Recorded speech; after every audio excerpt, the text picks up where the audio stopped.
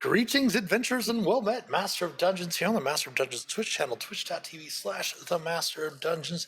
It is Sunday, July 28th, which means it is time for another session of live D&D play with our cast from the Shattered Obelisk, Phandelver and Below the Shattered Obelisk. Welcome in. When last we left off, the characters were in the Crypt of Talhund, getting ready to, just having spoke with a gnome that they were able to get some information from, and kind of, I believe it was a gnome, yes, it was a Sphurneblin that they were able to get information from about the whole crypt itself and the room that they were in, which detailed a lot of the information that the characters did get a lot of information for the characters, which I do believe is right here in your chat. I'm actually going to go through and copy and paste that into a handout for all of you. Okay. Which I was supposed to have in before the session tonight. No, my apologies, everyone. No worries. Notes on the crypt. If we can get Roll20 to work for us. There we go.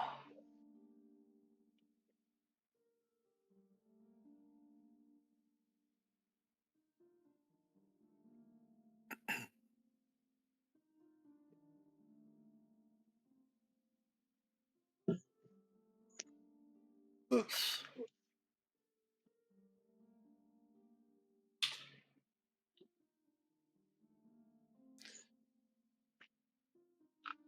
There we go. I'll have that in the top of your journals there. That way you can get the information.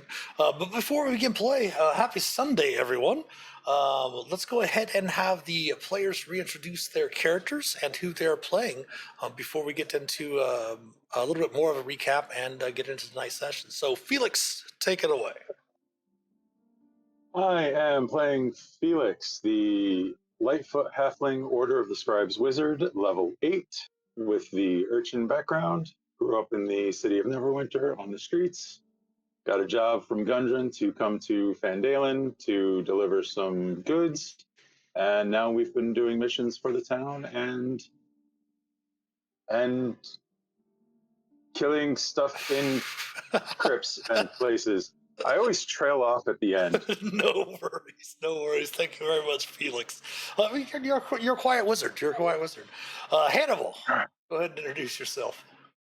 Hannibal Kane. First thing you notice when Hannibal walks up to you is the forest of perfectly groomed dwarven chest hair. He's a hill dwarf, monk, wearing no armor, following the way of the ascendant dragon. Sometimes you'll see him spout wings and fly short distances, or use some pretty dope dragon magic to replace some of his attacks. He loves swinging his beautiful battle axe, Hugh, and he loves adventuring with his 3 friends in Phandelver. Thank you very much, Hannibal. And then we have Ulmor. Yes, I am playing Ulmor Wakefield. He is a half-orc bard-barian, and he's a pretty big guy, over 6 feet, muscular, really fit, really good at musical instruments and singing, and really good at swinging his weapons. But he's a little shortcoming with some of his brain. He's all brawn, not much brain. So just keep that in mind. All right, thank you very much, Ulmor. And then, of course, the characters are joined with the NPC cleric that is traveling with them, Shae Moonrise. She is a Twilight Domain cleric and has been doing her best to try to keep them alive since the beginning of their adventures in and around the town of Phandelver on the Sword Coast and the Forgotten Realms. Everyone go ahead and begin play with inspiration. Don't worry, I'm just double checking to make sure our round counter is all set up there and good to go. So yes, last session you had met a Sphurneblin in the area of the crypt of the Talhund, which in the room that you had encountered them was basically a historian's tomb, a person by the name of Thorgrin Ironquill, and the small gnome had been by the name of Rivabidel, I think is what we settled on. Yes, Rivabidel. Yes. Spent some time in the crypt, and you noticed that he had mentioned some things. He was definitely more aged than what he seemed to be, and that he did mention encountering some ghosts. But you also discovered a lever in the room with him, and that the lever did not seem to be able to be pulled, I should say. It was stuck in the up position, and Riverbiddle had mentioned that most likely there's another lever somewhere that both of them need to be pulled simultaneously at the same time.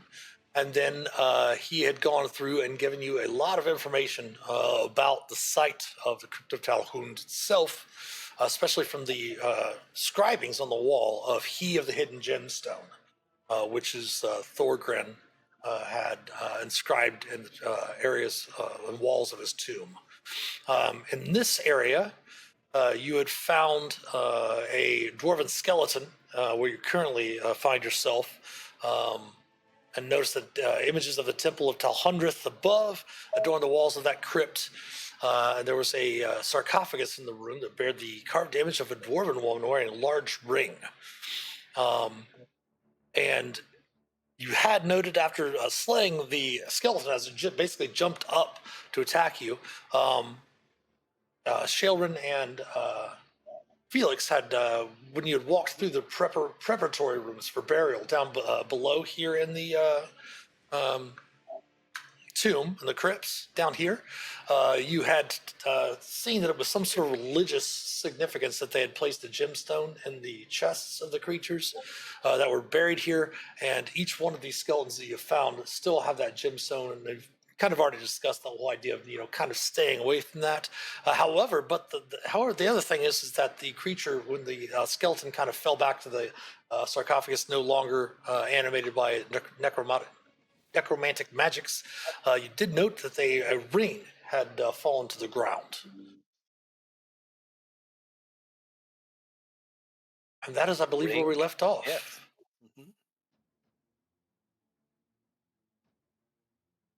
And Sheaves is on a 20-game watch streak. Thank you very much for that, Sheaves. Oh, also, before we begin play, I almost forgot. My apologies, Hannibal. Design Lizard had a really huge thing happen yesterday. Oh. IRL. That I wanted to make sure that he announced that today and had a chance to plug that. So, Design Lizard, go ahead and let them know what's going on. Absolutely. My band called The Best Times released our album Revel yesterday on Spotify, Apple Music, anywhere, YouTube, all of the things. Our producer did a great job pushing it out to everything at the same minute yesterday, and we've had some great feedback. So if you're looking for some decent music, we're really proud of it. The Best Times, the album is Revel. Go ahead and throw some links up there if you have any of them right there. Just tell them in chat. Thank you very much. Yeah. Awesome. That is very cool. Unfortunately, probably won't have a chance to check it out until after Gen Con. I'm going to be extremely busy just the next couple of days leading up to Wednesday where we got to leave. Maybe I should get it beforehand and put it in my phone and then just have it to chill with. Sure. Maybe. I might have to do that. Did you guys put it on, is it on Spotify? Did you guys put it on Bandcamp, perchance? I believe it is, yeah. I'll double check. Cool. Yeah, cool. There we go. That is that link. So if you want to check out Design Lizard's band, Thumping the Bass, right? Yes, sir. There we go. Awesome. So as an old musician joke, if you ever need to get a bass player off of your couch, all you have to do is make him pay for the pizza. Nice.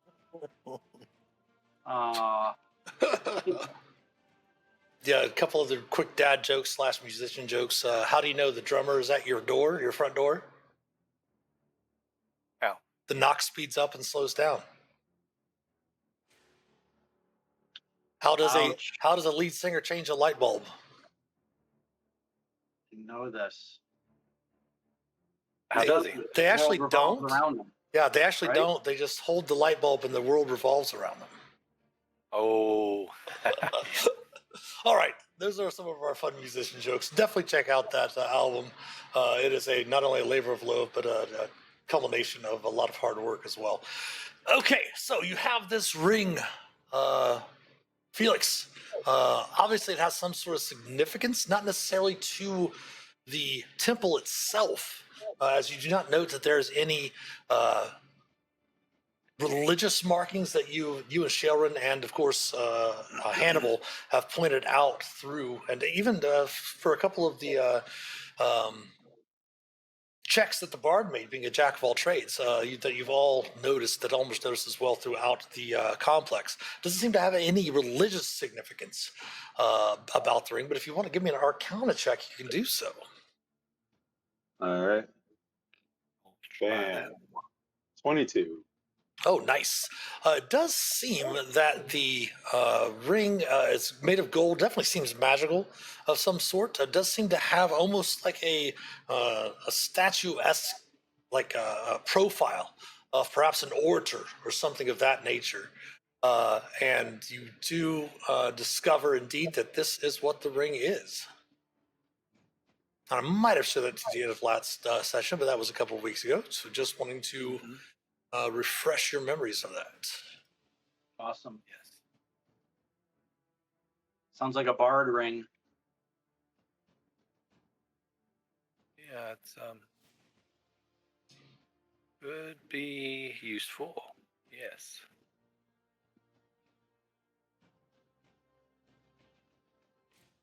I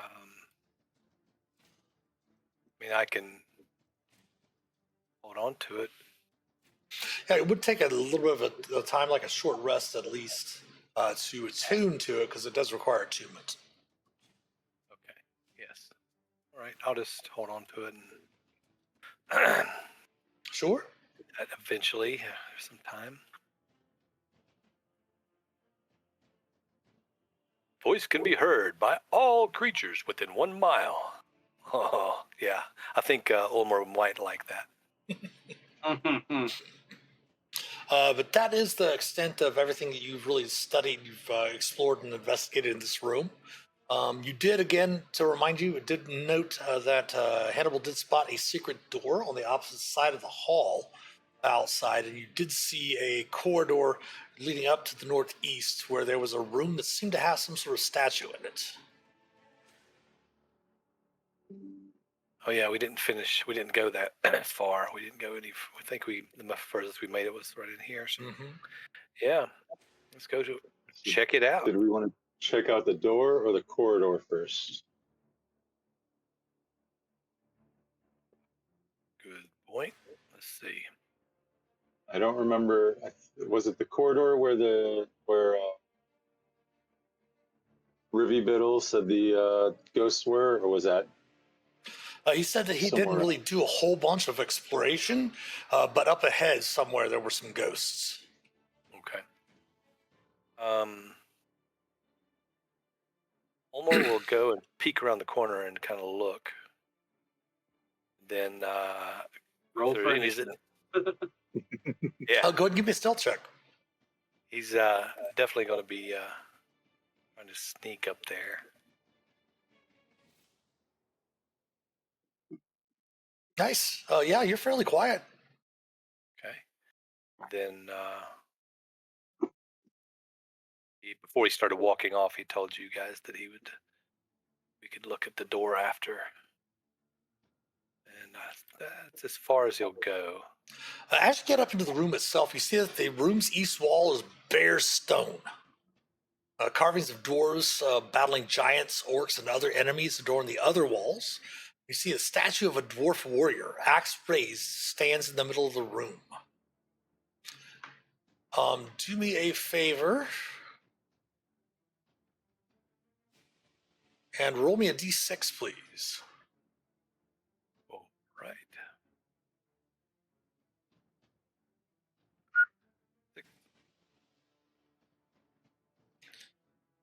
Again, very similar in appearance. You see the ghostly image of a dwarf zombie kind of lurch from the wall right nearby you. What you do recognize as a haunt, very similar to the first corridor that you entered into this complex from the temple above. That, of course, you see it's used its hand to kind of peel back its rib cage to reveal the gem that's hidden in its chest cavity. It does put its rotted finger to its lips and disappears back into the wall. However, What happens next? These do not disappear. And give me one moment. What was it you guys said? Over initiative. Very soon, very soon. Yeah. Oh, that's what they said. Yeah. I was waiting on you to say it next. Lumbering into the room. As the door opens to the west.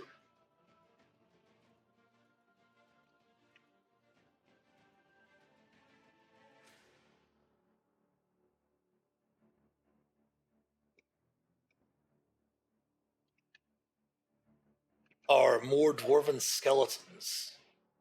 There's your initiative counter. Please select your tokens and roll for initiative. All right, here we go.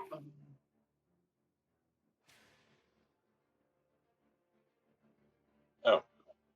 Hey, Felix, want to check out this room over here? Right?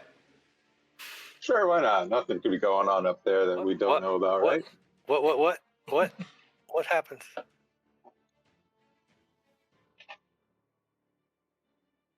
All right, everyone is now in the initiative. And we will sort that initiative. First to react is Hannibal. You see Ulmor creeping forward. Perhaps you may be glancing down towards the door to the east of you.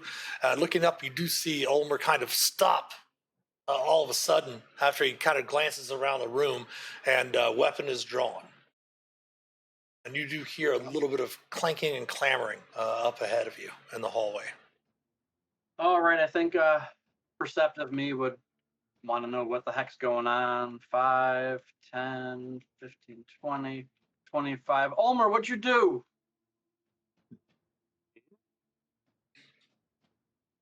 I will hew at this one right next to me. All right. A 9 will unfortunately miss as the skeleton kind of just dodges its head to the skull to the side a little bit. And I get scared and swing again. And Ooh. you will crit it as it kind of dodges into the bladed part of your axe. Excellent. Whew, 19 points.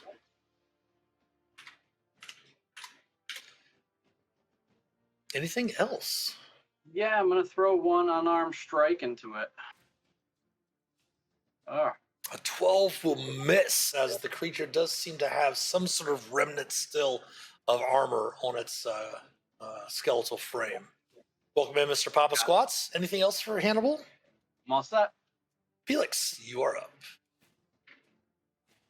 Well, here I can see Hannibal swinging, so I think I'm going to. Let's see, make sure I can actually walk that far. 5, 10, 15. Oh, I can get to here. Oh, hey, look at that. Oh.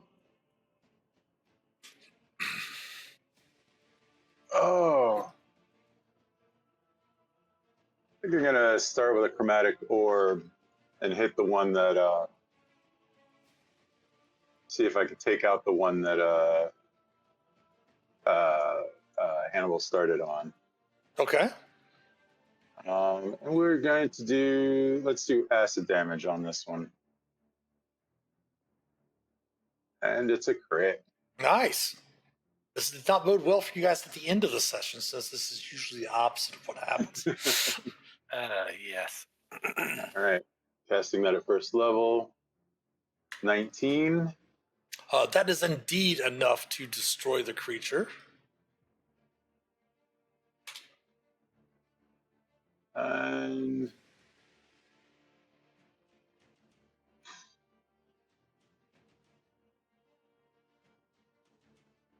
I think I'll take a 5-foot step back to here, finish my movement speed, and You do still have your manifest mind up if you want to move it for your bonus action. I think I'm just going to leave it where it is for now. Okay. I'm just going to go back down here to that door anyway. So, All right. yep, that'll be me. I'm done. All right, the skeletons are up. Let me check something else here real quick.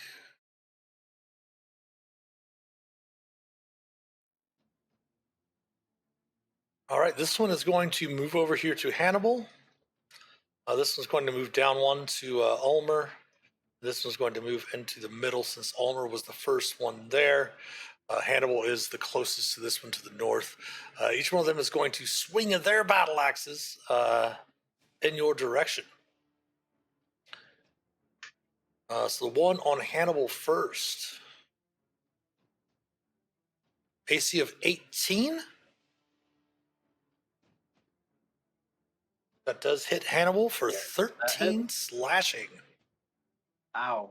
Then we have the two that are on Ulmor. First one swings, misses horribly, slicing through the air right beside you. And the second one will miss Ulmor as well. Ulmor, you are up. I'm going to take my sentinel attack reaction. Sure. Character sheet's covering up everything. Which one was the one that this one attacked too, right? Yes, both of the ones there attacked Ulmor. All right. 15 will hit. Oh, I'm sorry. It's a melee weapon attack. You can go ahead and swing with Hugh instead. That's fine. But unarmed strikes still count as melee weapons. They've ruled that a Okay, while well, that's back. what I clicked. I'll take that. 7? Yes, sir. Excellent. All right, so that does bring us around to Ulmor.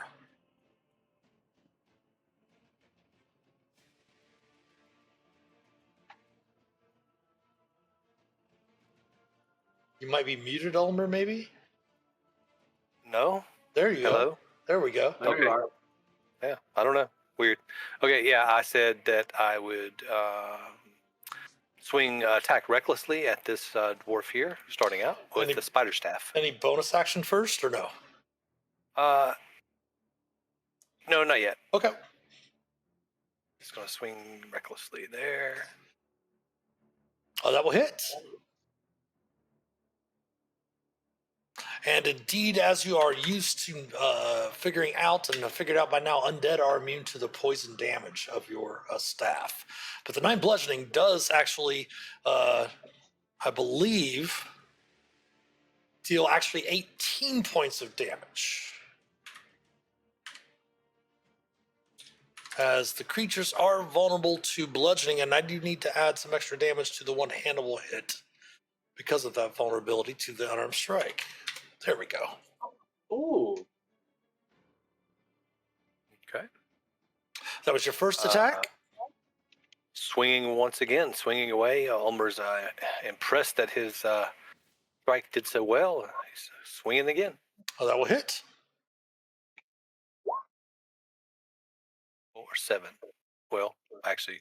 14, yes. 14. That will double the damage, killing the creature as well. Yes. It clatters to the ground. All right. Yeah, so then I'll kind of take Ulmor. He's going to circle around here to this side of, actually he's going to go on around to here to kind of help draw a little attention away from Hannibal, Okay. if needed. And in turn. Shae is up. I did not expect you to go there, so she was way down here by the room. So she's going to move 5, 10, 15, 20, 25, 30, 35 to right here by Phelix. She is going to go ahead and cast Toll the Dead on this one here.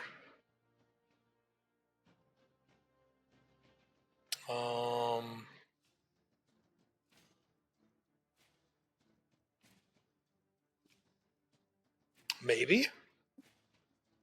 There we go. Wisdom save from that skeleton.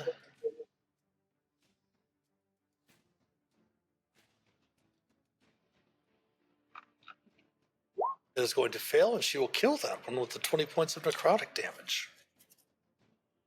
Her turn is over. At the top of round 2, Ulmor, 5, 10, 15, 20, 25 to here, and then 5, 10, 15, 20, 25 to there. 2 more doors, dwarven skeletons wander out of that room.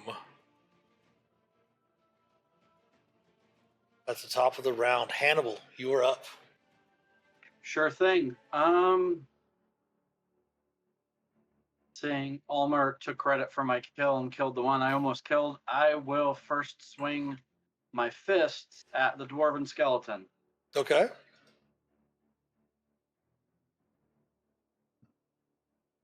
An 11 will miss. A 25 will hit. Or 10 And then I'll take bludgeoning. Okay.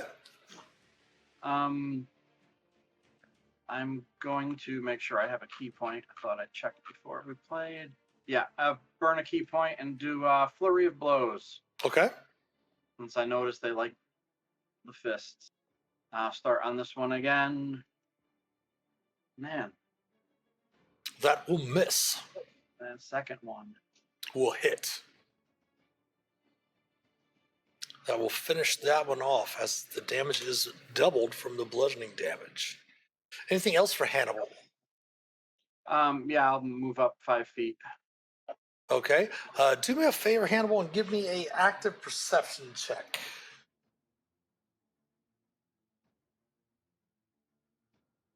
Ooh. Interesting.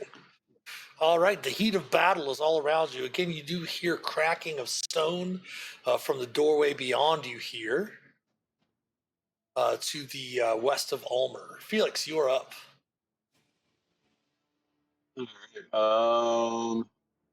Greetings, Mandy. How's it going this evening?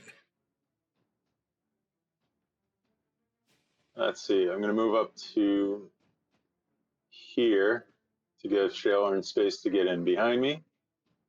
See if I can see in this room any better.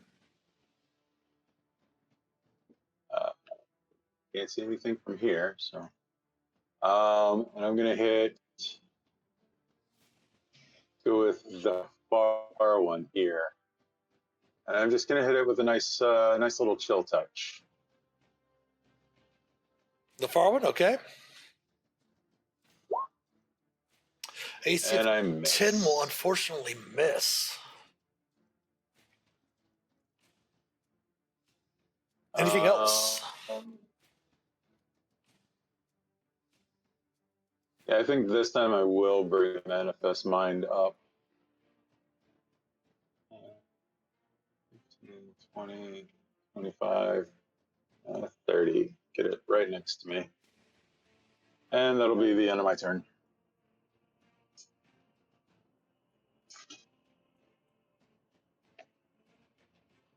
I think if every time Ulmor forgot what the Manifest Mind was and got scared and tried to attack it, I think that would be a great character trait. Right. These skeletons are up. You see this one does move down over to here. Ulmor. Right. The one north of Hannibal will swing their battle axe with 2 hands. Hitting Hannibal for 11 points of slashing. Ouch. I took 18 the first time. I didn't take. 13, I think, the first time.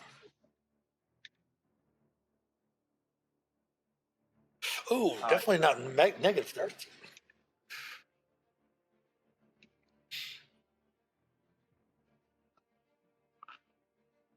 Did your token just disappear? Yeah, what did I do? I hit backspace on my trying to type over Yeah, that probably no. that's probably what did it. Go ahead and just reach into your journal. You should be able to pull it out. Just select the name of your character and just pull it out onto the map. That should reset it for you. All right, I have to figure. I'm on the map. I'm not in the same room as y'all. I'm far off to the right.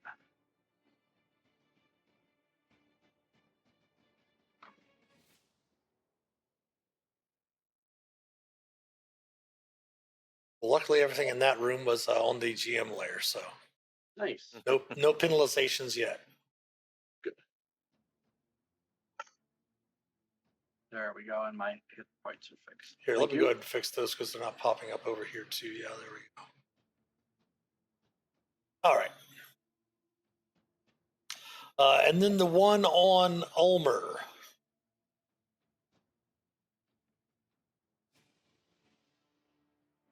Missing horribly. Do you want to use your reaction, Hannibal? Yeah, I'll throw a punch. 12, unfortunately, will miss. Getting good at missing tonight. Ulmor, you are up. Okay. Yeah, he's going to go ahead and attack recklessly again. This one here. Swinging the spider staff. Oof. 25 will hit. Luckily, you were attacking recklessly. Oh, my apologies. That second attack would have hit you for 5 slashing because it did have advantage. So the 19 instead of the 9 on the dwarf would have hit you. Oh, okay. Yeah. Okay, so 5. All right. Yeah, got it's it. 5 on that one. For 9 bludgeoning, so that's 18 actually. Is that the one to the south or the one to the north? One to the south. Okay. There we go. Same thing. Okay. Swinging away. A 23 will hit as well. For another 18, killing that dwarf skeleton. Smash. Anything else for Ulmor?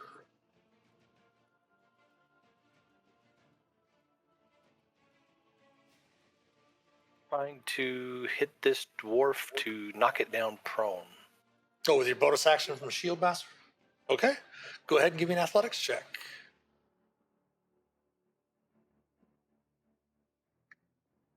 "27. You notice these dwarves are, of course, stout.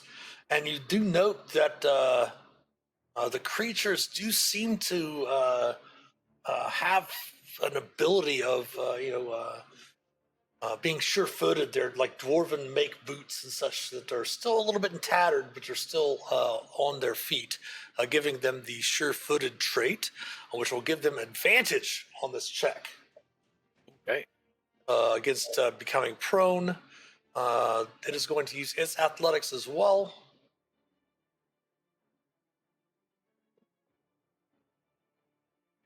But it is not enough, and it is knocked prone to the ground. Take that. Okay. Intern. All right. Sharon, seeing that, will move up 5, 10, 15, 20. We'll pull a 25. Actually, she'll move all the way around to this side here. And she will pull out her Lightbringer mace, and she will swing at the dwarf skeleton on the ground with advantage. So it is prone. Oh, striking it. She will do 6 radiant from her blessed strikes. Do 6 more radiant since the creature is undead, so that'll be 12 radiant, and then she'll do 4 bludgeoning, so a total of 16 points. Excellent. Then she will use a bonus action to shoot a healing word at Hannibal for 7 points of healing. Thanks, Sharon. Top of round 3. I deleted my token. Your Do you want me to token, roll initiative? your token should be right here in the middle. I see it. No, right I'm here. saying when I deleted my token, I fell out of initiative. I was 20-something. Yeah. Go ahead and select your token. Go ahead and re-roll your initiative, and we'll put you in there. I think you were at 23-17. You're at the top of the round.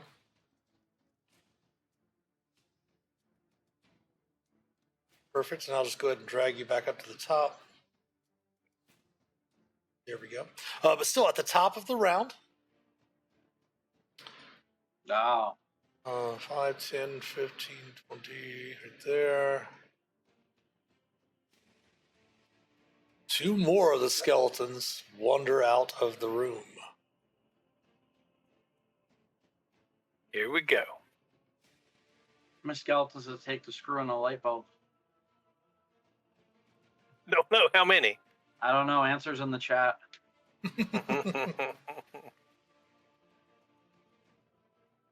All right, Hannibal, you are up. Okay, I'm going to take my first attack and unarmed strike on the one to my north. That will be an advantage. A 12 will still miss. My second attack. Oof. An 18 will hit. That will finish off that prone one, doing 12 points of bludgeoning damage. And I'll do my regular unarmed strike bonus monk attack. North or south?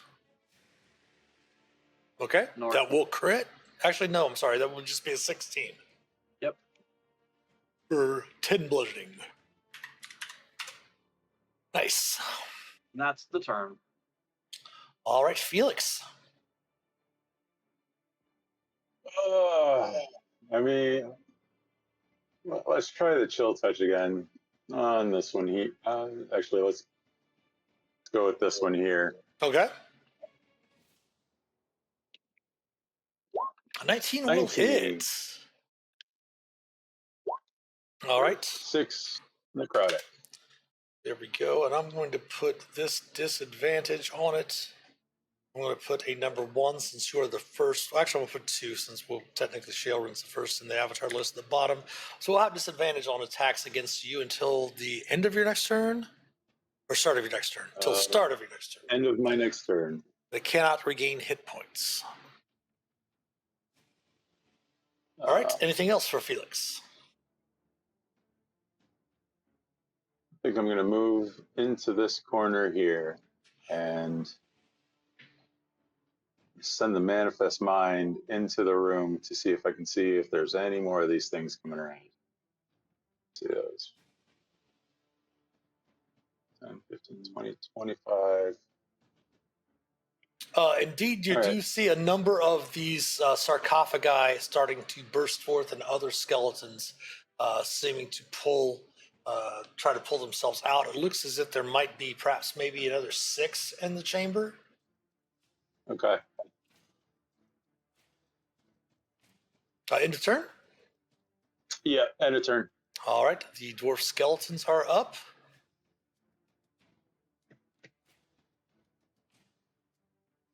This one will move over here to Hannibal. This one will stay on Ulmor. One on Hannibal first. You see, if 17 will miss, the one on Ulmor will hit for 9 slashing Ulmor. 9 slashing, got it. And Ulmor, you're up. All right. Well, that last cut,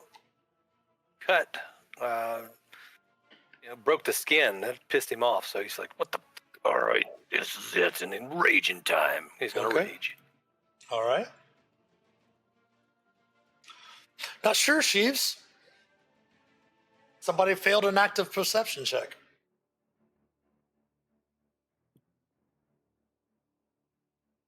All right.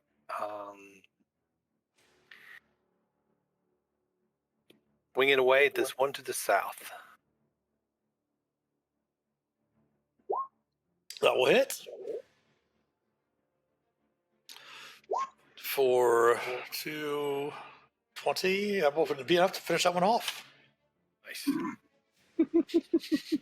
All right. Kind of makes sense, Chiefs, right? Spins back around, ready to face this one. Okay. Sees it already damaged and swings the spider staff once again. Okay. 20. I will hit. For 16, 17, 18. That will be enough to finish that one as well. And now that he's raging, Ulmor looks around, doesn't see anything else to fight, and of course runs in the door. Okay. No problem. So go ahead and let me pull some things off the GM layer. I'll go ahead and populate this room since someone other than Manifest Mind came in, so you can see where some of the other dwarves are popping up.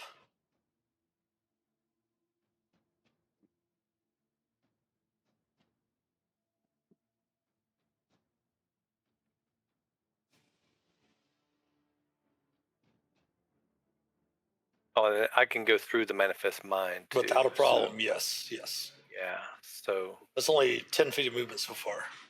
okay. So would he have seen Yeah. this dwarf Yep. coming out? Okay. Sure. Yeah. So if you can see it, yeah. Yeah. Yeah. So he's totally running over to that one. Obviously, you can see Ulmor since you did actually go into the area of the tomb over here, which you should still be able to see with your explorer. That area, right? Here. Yes. Yes. Okay. You and Hannibal had went into that area. Either you and Hannibal or you and Phelix, one of the two, had went into that area and noticed that it was not touched by that whatever this far realm influence from these mind flayers that had once attacked this area long ago. These sarcophagi in this burial chamber unfortunately have been corrupted, and that's most likely where these undead are coming from. But you're just wanting to kill them because you're raging. That's it. So end of turn for Ulmor, right? Yes. All right, Shaelrin is up. Shaelrin's going to follow suit. 30 feet to here. Oops, I need to go back over to the token layer. There we go. 30 to there. 35. She is going to use a use of her channel divinity to turn undead. Ooh.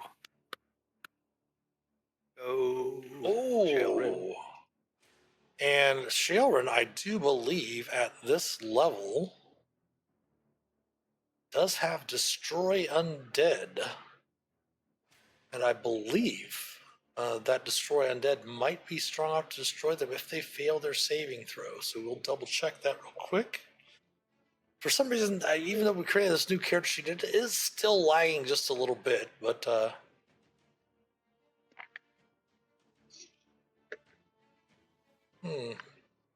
we'll just do this then instead. We'll just search our compendium.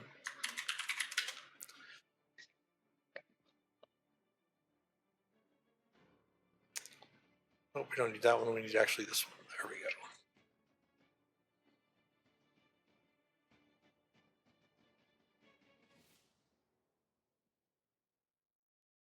Yes, so she has Destroy Undead at 8th level. It's a CR1 creature or below. Oh, yes. So her DC is a 15. So a wisdom save for all of these dwarves 5, 10, 15, 20. Yep, they are all within 30 feet. So we'll start with the ones to the north first, the northeast.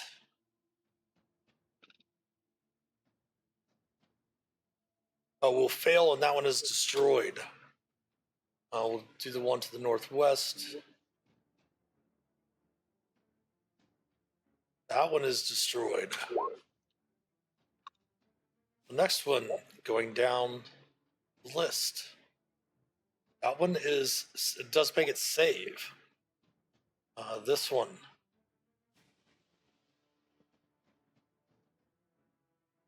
Fails its saving throw. This one. Fails its saving throw. And finally, this one here. Fails its save as well. There's one remaining in there with you, Ulmor. It is the top of the round. It will, at the top of the round, make its way down here, but it will not go till its turn. Hannibal, you are up. Well, I'll go see what everyone's doing.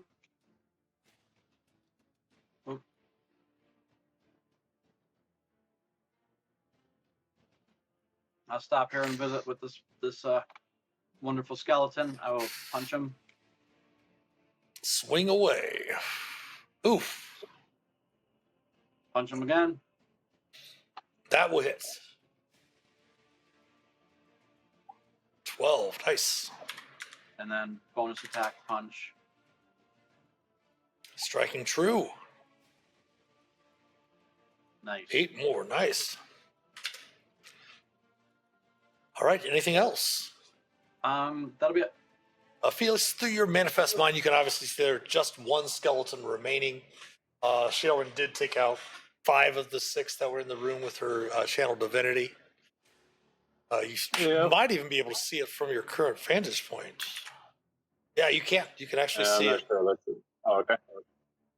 Yeah, you can see the bottom part of its Then stone. I'm just. Let's try it. Let's go with a chill touch. All Just right. to try and finish it off. That will hit. 15.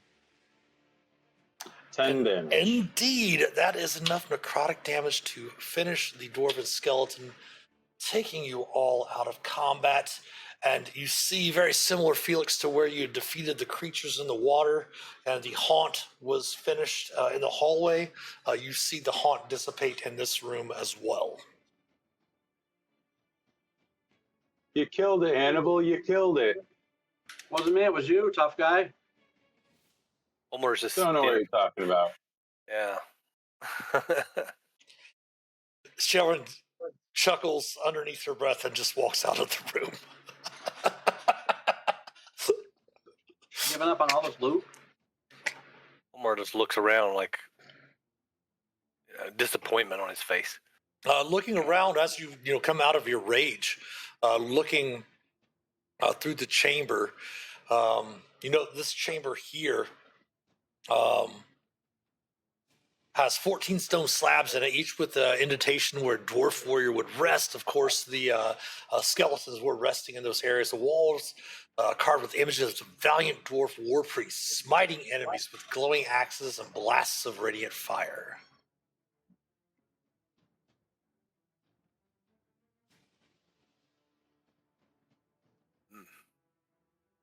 Doorway, yes.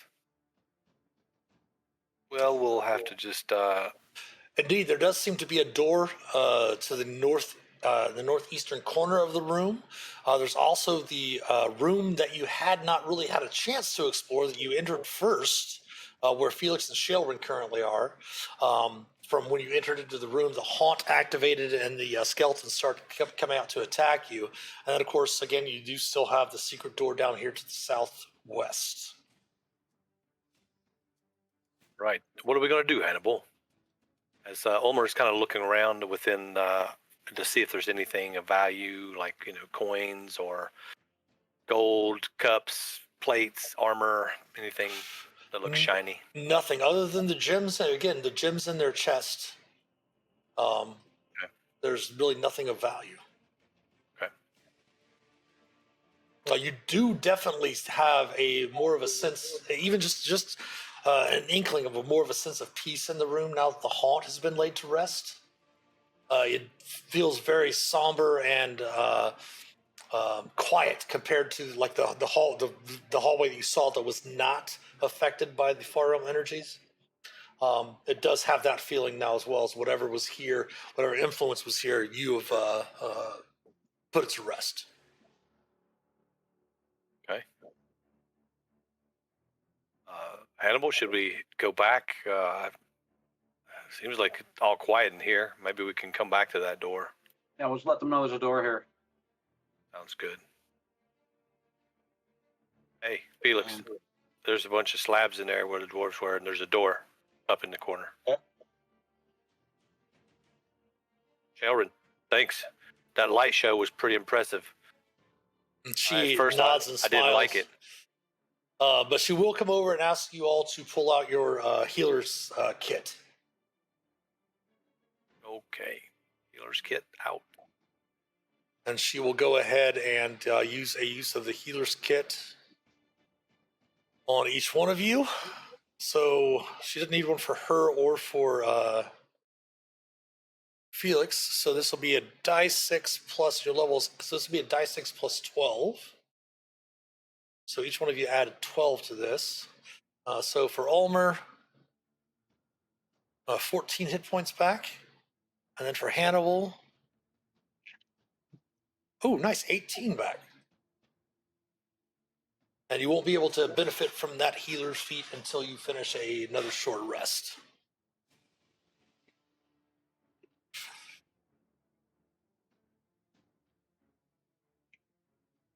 I'm not sure if that shows your correct hit points, Hannibal. What's your hit points total on your character sheet?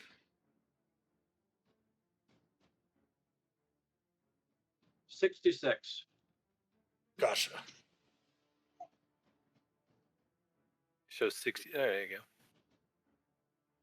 Alrighty. All right. So in this room here, which you stand, you do note, of course, there was the narrow corridor to the southwest. You do note now that the combat has, there's no combat, no pressing matter in front of you, Hannibal. But above the door over here to the west, does say in Dwarvish, the valiant dead. Above this corridor to the west. Got it. I'll read that out to the class.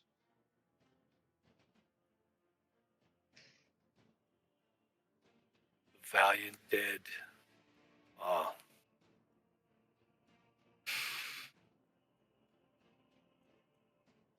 Well. But again, you do note that there are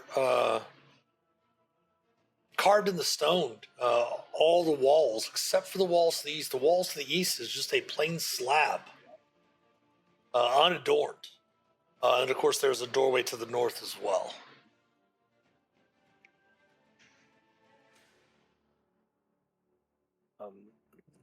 The statue, is it really similar to what we've seen before? It is a dwarven warrior that does seem to have an axe raised as if to prepare to fight. But examining it just at a glance, it does just appear to be a normal statue. Okay.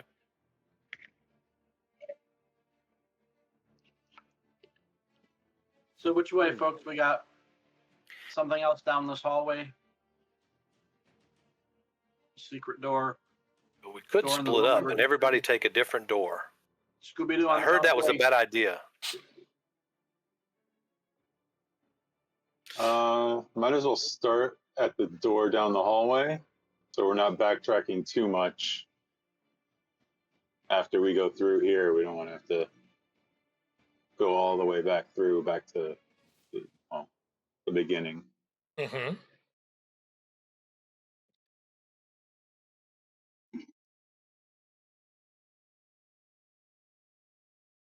All right. Ulmor starts walking down towards the door.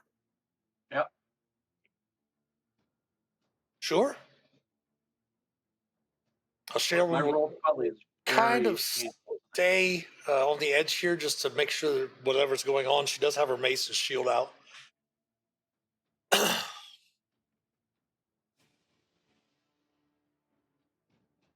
All right. And this Ulmor, was the give a secret listen. door? Yes, that was the secret door that you discovered with Hannibal's passive perception as you passed by. What were you asking? Give a listen Hannibal? at the door. Yes. Yeah, go ahead and give me a perception check. Give a little listen. Give a little listen. You don't hear anything. Okay. It's all quiet in there. Let's go. Open the door and peek in. As you open the door, very similar to the door, the secret door that you found in the preparation chambers. Small empty room that bears a heavy stone door opposite the entrance of which you entered. And opening that door, you note that beyond is just a plain stone wall.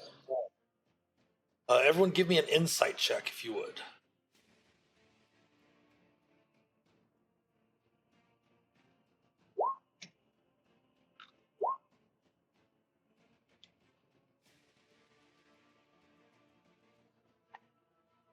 My roll 20 got slower than Shae runs tonight. All right.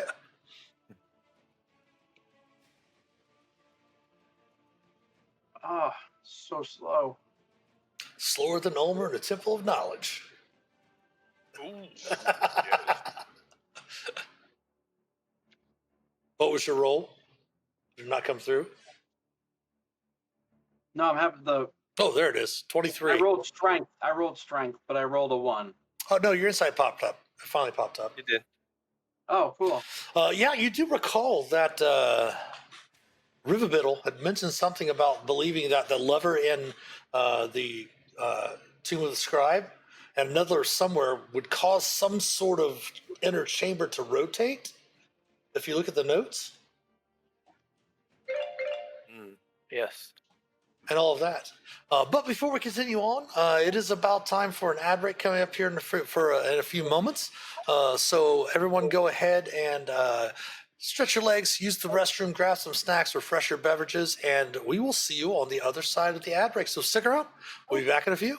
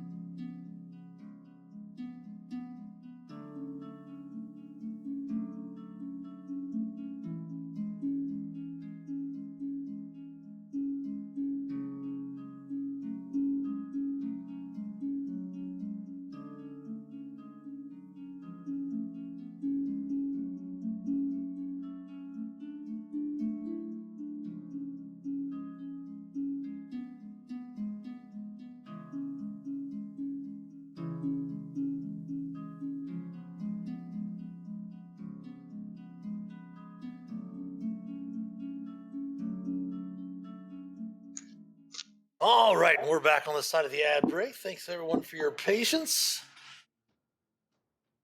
Discussing where to go. You did find this room down here, another secret door very similar to the one in the preparation hall. That does seem to go to a blank doorway.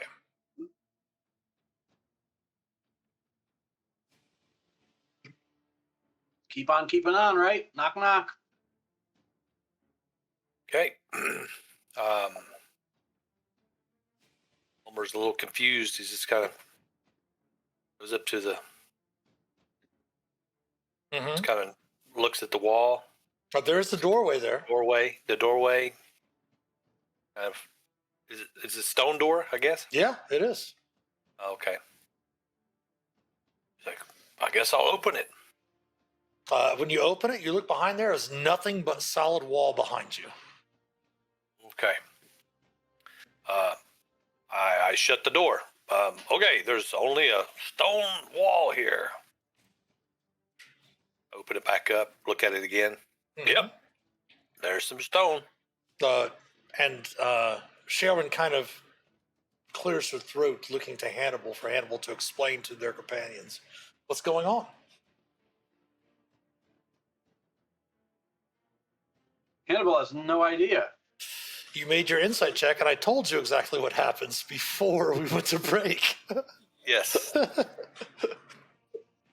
We'll have everyone go ahead and look in your journals. At the top of your journals, there's notes on the crypt that you've got from Riverbittle. Spins. Something spins if you do the levers. Both levers must be pulled at the same time. Oh yeah, that's the spinny room. So do you want to close the door behind you, Ulmor, and leave it closed? Yes. What about the secret door itself? He just leaves it. Okay. You did leave the other one open to the south as well, just to let you know.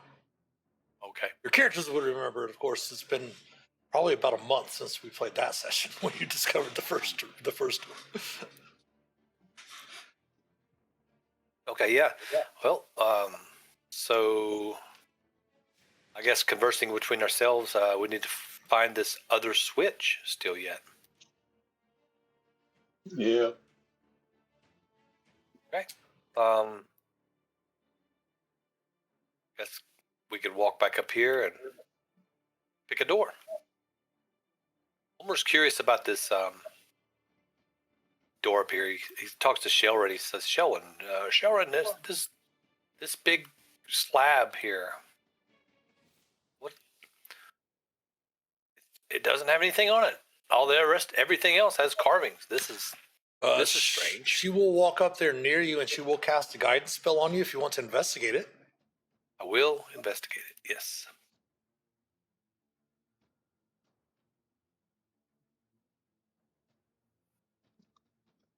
Investigation or perception, your choice. Go ahead and add a D4 to it. 4. Nice, so 13 or 14. Yeah, looking at it, it does seem that the wall itself, the whole wall itself, does seem to be movable. And briefly chatting with Shelrin, you can both surmise that it probably has something to do with the levers. If indeed there's a part of this dungeon, this crypt, these chambers that you're in, if it does have some sort of interlocking mechanism or clockwork mechanism that will rotate the inner workings to maybe perhaps find an inner chamber, it would most likely drop this wall as well.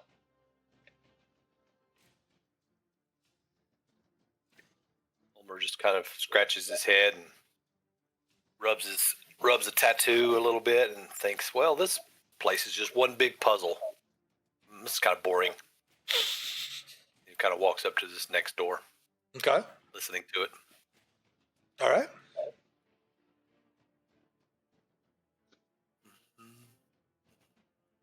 Investigation. Yeah. Perception's fine, yeah. You don't hear anything again throughout most of the area, other than the area where the water was rushing in from the Underdark, where Riverbittle had come up. It's been as silent as the dead. He was getting ready to tell Hannibal, yeah, the dead are quiet here. Almost like a graveyard or a tomb. Or a crypt. This is no mine. It's a tomb. Have you had any tales here, Hannibal? Oh, sorry. Yeah, and he opens the door and looks in.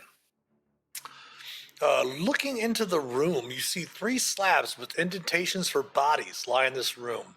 The central slab, more ornate than the other 2. Armor scraps and brittle bones rest atop each slab.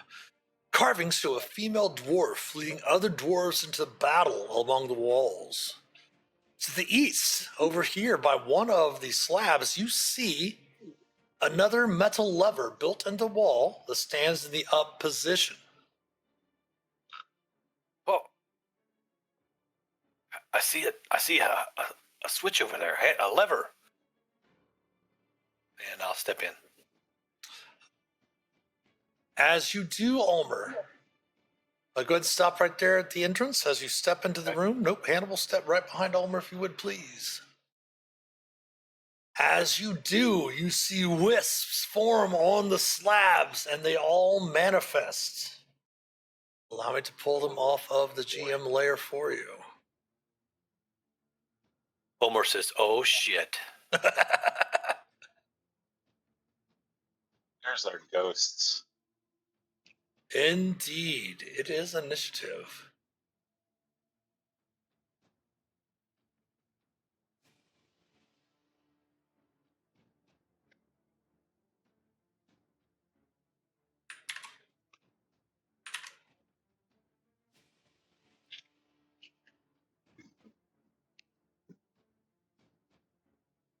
Nice crit on the initiative. Very nice, yeah.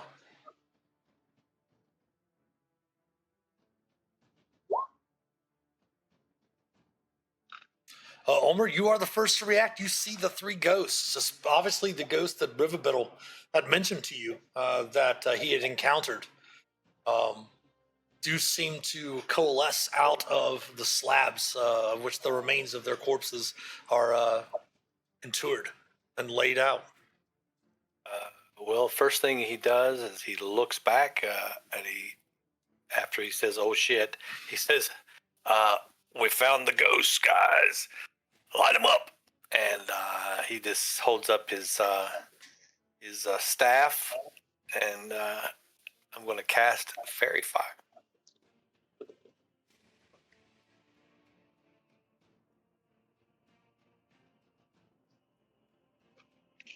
Okay, let me go ahead and move this one right there. Yes, your Fairy Fire is completely large enough to get all 3 of them. Give me 1 second to open their character sheets. Put them down here. And then what is your DC for the dexterity save? Looks like a 13 for Ulmor. 13. All right. 13, yes. So dex save for we'll just start at the north and just finish up at the one to the southeast there. So the top one.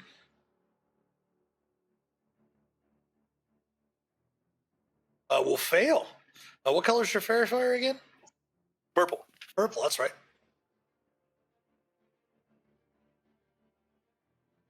Fairy Fire.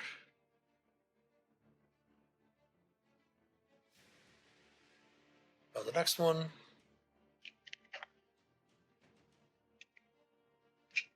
It will make the save, and then the final one.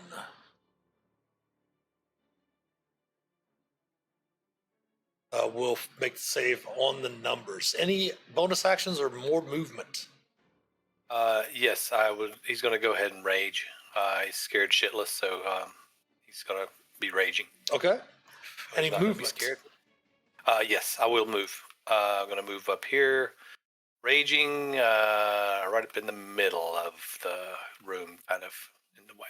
Okay. There we go. Keeping in mind that other than the encounters with the skeletons and the encounter with Riverbittle and the one skeleton that was in the solo chamber that you had fought, you had just come back inside from resting out until 100th before. That's where you had taken a long rest before you had come back in here.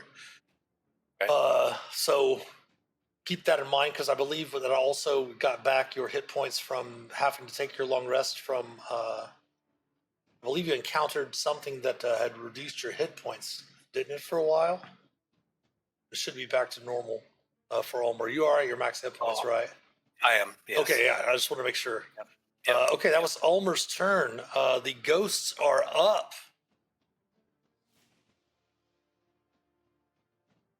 We're about to have a very, very old half-orc.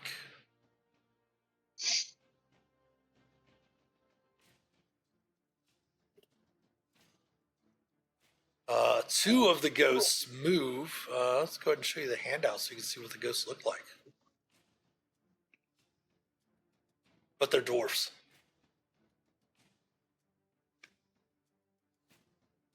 Glowy. They are just going to, the first thing they're just going to do, they're just going to use their one attacks and do a withering touch on both of you. So the withering touch on Ulmor. AC of 16 will miss. AC of 13 will miss Ulmor as well. And then the one on Hannibal. AC of 23 for 16 necrotic damage. Hannibal. Okay. Hannibal, you're up to return the favor. That I am. Let me take my 16 quick. There it is. Okay, I am going to hew. That will strike true. Ooh. I will rehew. 14 damage. A 13 will hit as well. Oh dear.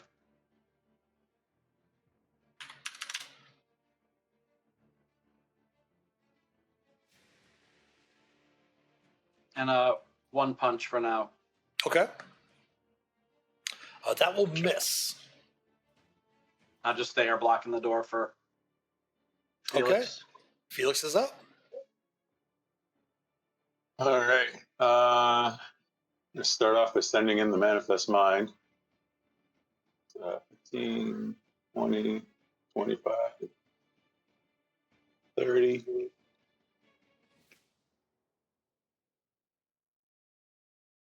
I should have gone set it over.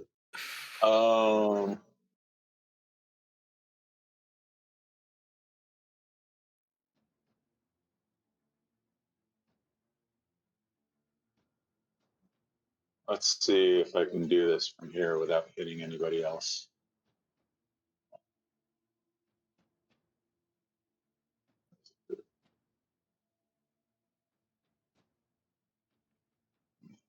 Oh, what spell are you looking for?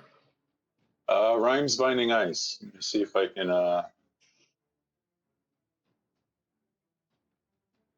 aim it from the Manifest Mind so that I don't hit Ulmor. Oh yeah, you can totally use it to hit the two that are up there to the north without hitting Ulmor. Yeah, that's fine. Okay. Yeah, that right there would do it if you move it just to the corner. Yeah, that'll work perfectly. All right. Toss Right that there in like chat. this. Yep.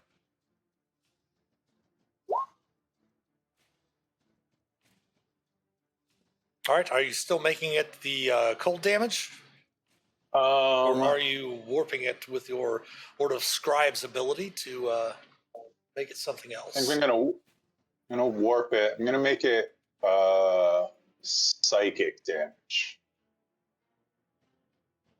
Yeah, I've got Tasha's mind whip, so I can make it psychic damage instead of ice. So it's a spell save DC. I don't know why that says 14 on the screen, but it's a 16. 16? And it's a Constitution saving throw. All right, pardon me. The first one, con save, DC 16, will fail. Go ahead and roll the damage for me, too. All right. 15 psychic. All right, and it is currently speed.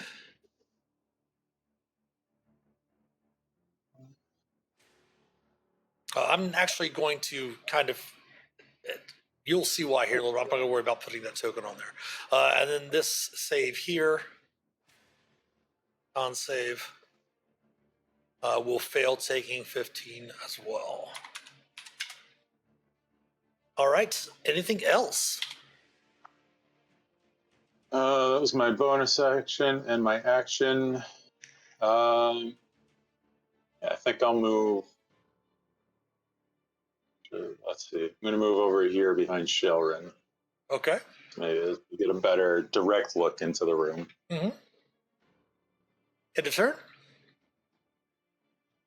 Yep, and a turn. All right, Shelrin is indeed up.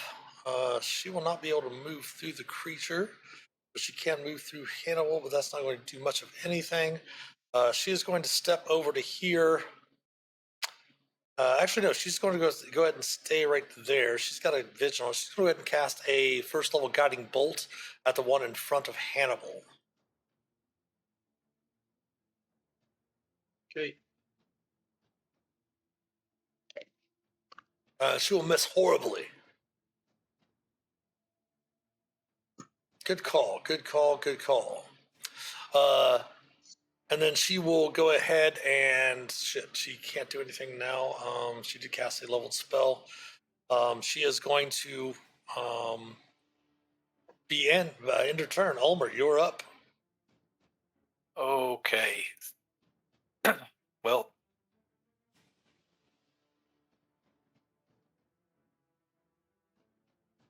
Your sound went out again. okay. There we go. Testing 1, 2. Yep, you're back. All right. I don't know that's why it's doing that. That's weird. He's going to go ahead and swing his spider staff at the one that's glowing purple. Okay. Advantage on your attack roll with Fairy Fire. The 19 will hit and the 21 will hit. Oh. Whoa. I didn't roll it. I didn't click but once. There we go. Okay. So 9, 10, 11 from the first attack, since you are raging. And then 7 from the next attack. Anything else? I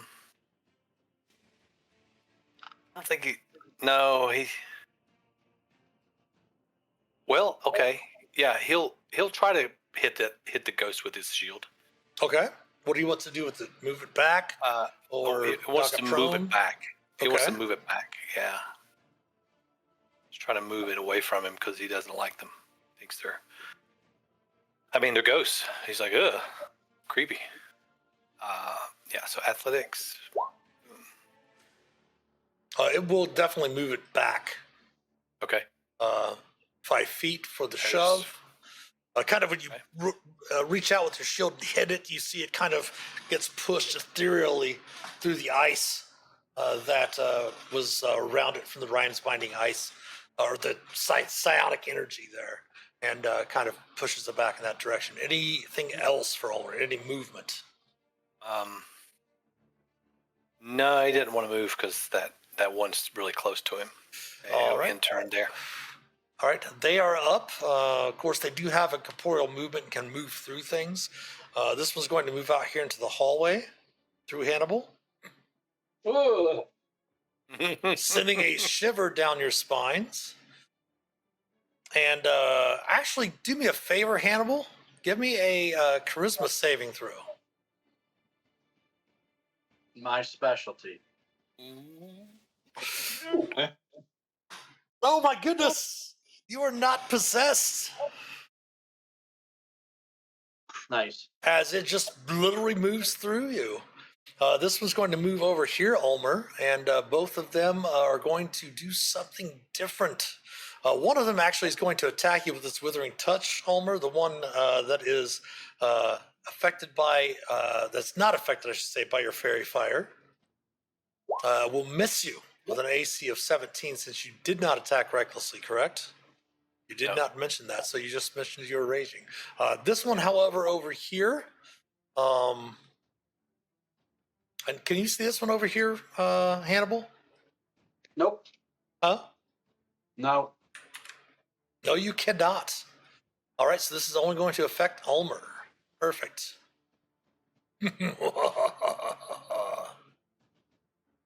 No. Please give me a wisdom saving throw, Ulmor. Oh, yes. Wise beyond his years. I would like to use my inspiration for this role. All right. Not a problem. Here we go. Oof. Oh. Okay, so you have a 7, which is more. The save fails by 5 or more. So you are not only frightened of the creature that you put the fairy fire on, you also age. Oops. 10 years. Oh. Definitely feel the effects that Riverbittle mentioned that he had encountered. You see that horrifying visage of the ghost when it just stops appearing as a dwarf, and you can see that undead, frightening image of it. And you are frightened of the creature. You can repeat the saving throw at the end of your turn. Okay. And I'm afraid of this one. Yes, correct. Okay. All right. But you should be able to look in your journal. I believe I put conditions in there for you all. I did not put those conditions in there. I thought I had.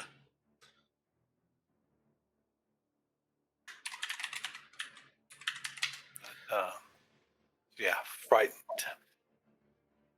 I will go ahead and paste those into your chat. Okay. There you go. A frightened creature has disadvantage on ability checks and attack rolls while the source of its fear is within line of sight, and a creature can't willingly move closer to the source of its fear.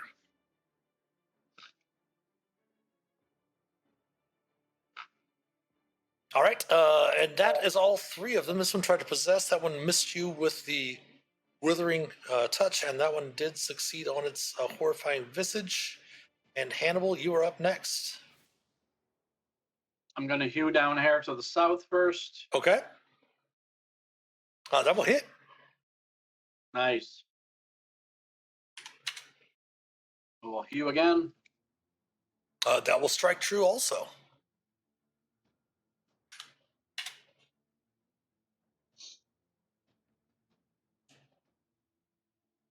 Still has a hit point, huh? Ah.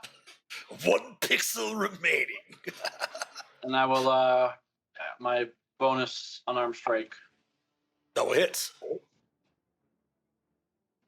And that will finish that one off. I look at Shae and Phelix, and you guys good? All right. Shoot through into here. Ulmor, what have you done? You do note, Hannibal, when you step in here, that way you can make decisions how you want to make decisions. You do note that Ulmor is cowering from this one, but it is glowing in the aspect of his fairy fire. He's not incapacitated or anything like that, so you're still concentrating. You haven't taken damage, Ulmor, so you don't have to make any concentration check on that fairy fire, but the fairy fire is still illuminating that one to the west, Hannibal. I'll definitely know enough to come over here. All right, end of turn. Hew, unarmed strike. Yep, that's it for me. All right, back around to Phelix.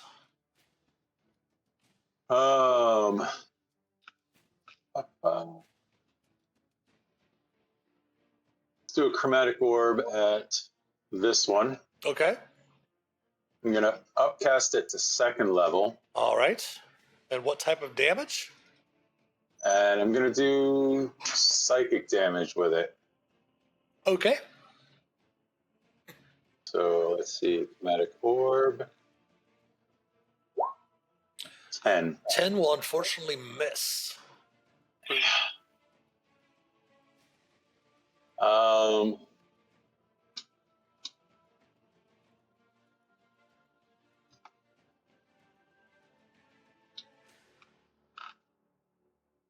That's it for me. All right. Yep. Shaelrin is up. She is going to move over to here to the back here to the corner. As an action, she's going to throw up her use a channel divinity to pull up her Twilight Sanctuary. As a bonus action, she's then going to cast a 2nd level spell of Healing Word towards Hannibal. For 8 healing back to Hannibal. Thanks, Shae. And at the end of her turn is a d6 plus 8. So 10 temporary hit points at the end of your turn.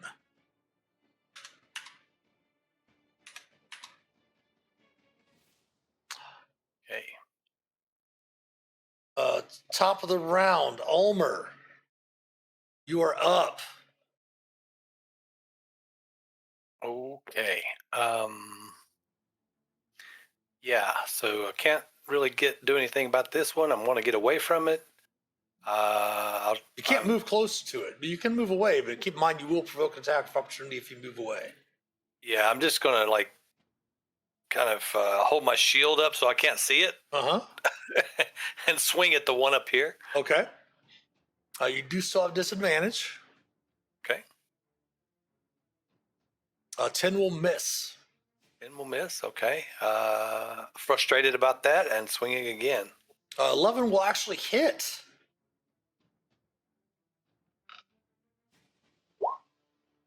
For 9.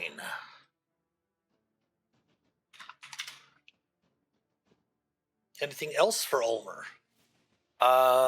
Well, bonus action, I'm going to shout out to Hannibal, Bardic Inspiration. Okay. At the end of your turn, Ulmor, Shaelrin, instead of giving you the temporary hit points from her Twilight Sanctuary, she is going to remove the frightened condition from you. From the Twilight Sanctuary. Okay. Very nice. Okay. I completely forgot that she can do that. I also forgot that she can give advantage to initiative rolls as well.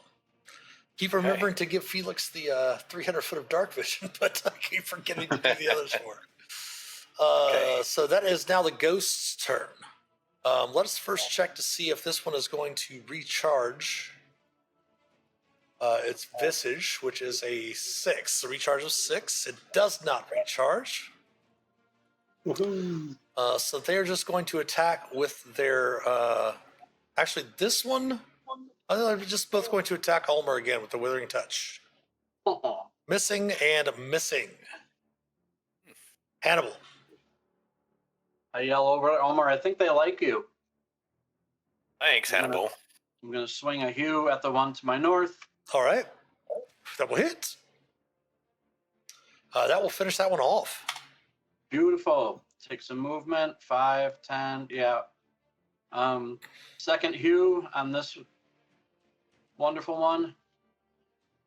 That will hit.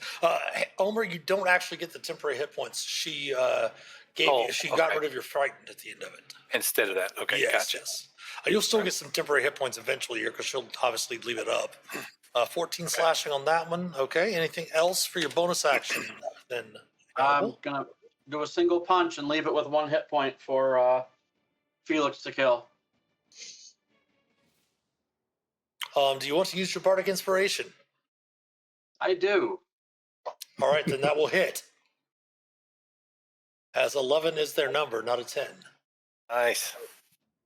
For 8 bludgeoning, which is enough to finish it off. Oh, Sorry, Okay, Ulmor. still another one. There's a lever over here. Hold tight. Give me 1 second before we move too much farther. That was 2. So that was the 1. So we have 9 more rolls.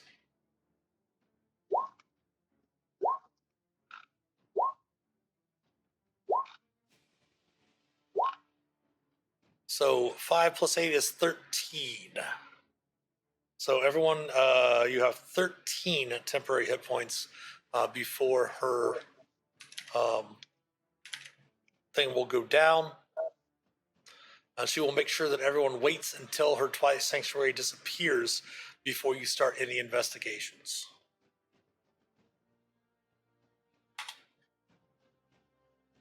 All right. Definitely gathering everyone up in the room. After her Twilight Sanctuary fades, then she kind of gives a nod that the magic is kind of depleted, and you can go about doing what you would like to do. You do note that there is also a door to the north. Examining the slab on which the larger slab, you do note there does seem to be a crown on the larger slab here. crown? Yes, it does appear to be a crown. What do you make of that, Hannibal? It seems definitely to be made of steel or mithril, some sort of silvery grayish metal. I yell through. I see Phelix as I step up, and I see. I yell. I say, "Hey, Phelix! There's a crown up here, and there's a lever. The ghosts are gone." And a door. Door. And Hannibal killed him again. I'm thinking right. That's probably just the door into that crypt next door. Perhaps.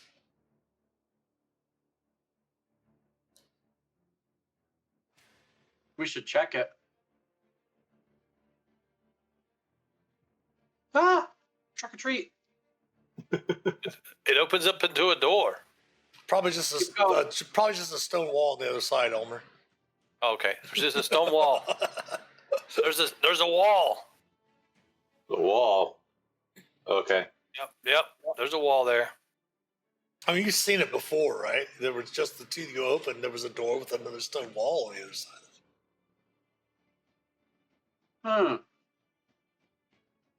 Oh yes, Doors. it does open up into the other chamber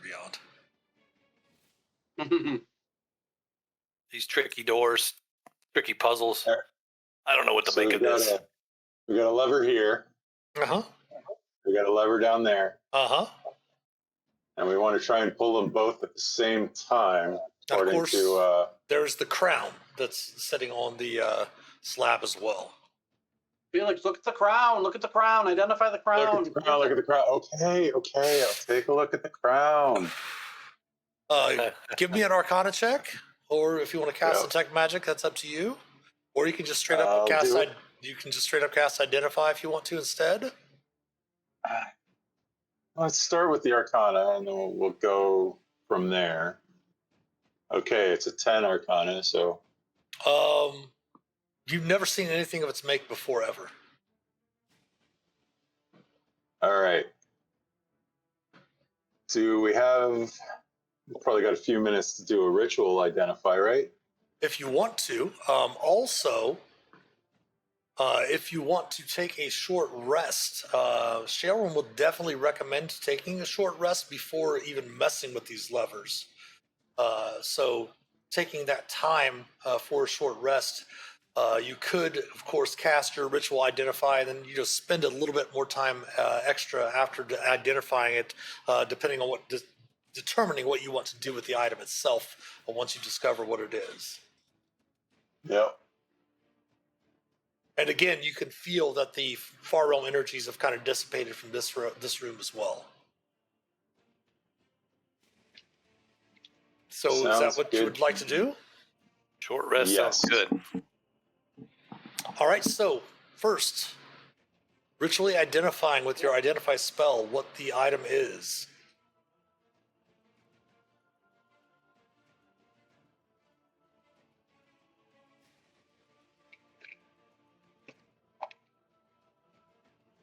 Oh, Right.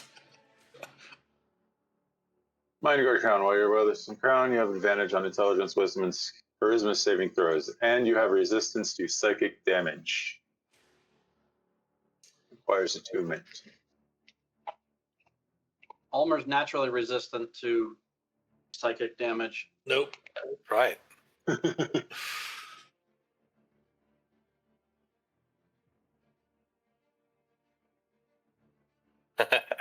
Who makes a lot of these saves? I just punch things. Mind guard crown. Oh, this is fancy. gonna- Yeah, put that in the sack. Who wants to wear this crown?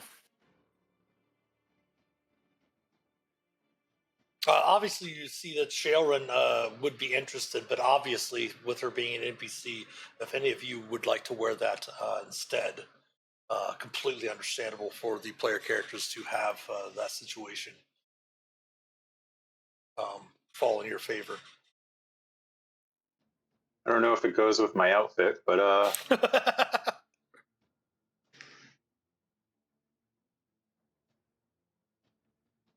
Advantage, intelligence, and wisdom saving throws. And charisma saving throws. Charisma saving throws. Resistance like you know, this would be cool if we could just share it, but I don't know if it works like that, as Ulmor says. Well, you have a bit of magical knowledge as a bard. Mm-hmm. Ulmor definitely would understand the whole concept of having to attune to it as well. Mm-hmm.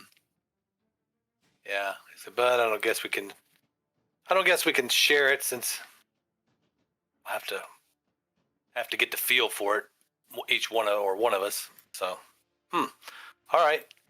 Who wants to play Knucklebones for it? We're sitting here. We're on a short rest. You are a short rest. He pulls out his dice and he starts kind of rolling them up against the crypt.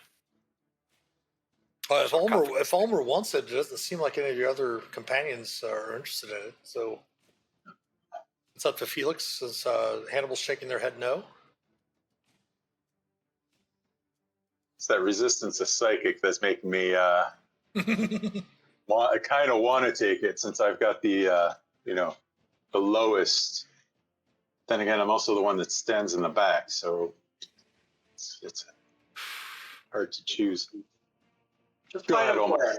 Keep in mind, I'm good. for those watching, keep in mind that we are playing Adventures League, but we're kind of putting our own caveat on it for the players that normally at the end of an Adventures League session, all the magic items replicate for all of the players, so the players have access to them and stuff like that. But for this, since we're running this as a closed Adventures League rules and such like that, the players are just to kind of agree to accept one magic item until the end of the campaign. Then, of course, they will replicate for all of them to be able to have them access for future Adventures League play outside of this hard. But yeah, so if you're cool with it, Phelix, then Ulmor, that will go to you. Keep in mind, you do still have your attunement of only up to 3 items. So I think your attunement right now is to the Cloak of Protection and the Gauntlets. I don't think you have anything else that is attuned. Double checking. I don't think so. Is the staff attuned? I'm not sure yet. Let me look at that. I'm not sure if it is. I'm gonna. Does require to. Oh, I'm looking at the wrong staff. Spider staff. Oops, I didn't mean to roll it. I was trying to. No, you're fine. Just let me look it up in the compendium. It does require attunement by a bard, sorcerer, warlock, or wizard. Okay, so I'm attuned. I'm full then. All right, Phelix, I'm full. I've got 3 things. You should take it if you want. All right. There you go. Let's see. I don't think I'm attuned to anything other than my Staff of Defense. Yeah, I've got my staff, and I've got the Yeah, the magic missile one doesn't require, and Correct. nothing else I've got. cloak. All right, I'll take the crown. All right, so mind guard crown on Phelix, which is not bad having the wizard have advantage on their intelligence, wisdom, and charisma saves as well. Plus, having the resistance to psychic damage is great. All right, so go ahead and take the benefits of your short rest. Shaelren's going to use one of her Harness Divine Powers to use her last remaining Channel Divinity to gain back the 2 spells that she used, and she'll get back her 2 Channel Divinities. Or get back her Channel Divinity there. She used 1 as a free use from her Amulet of the Devout.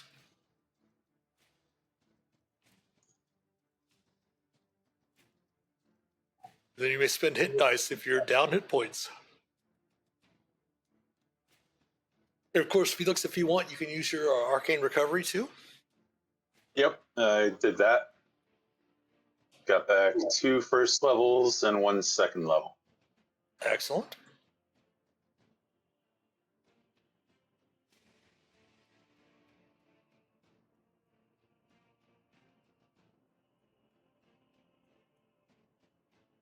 So once you finish your short rest, give me a thumbs up on camera or give me a ready check and roll 20.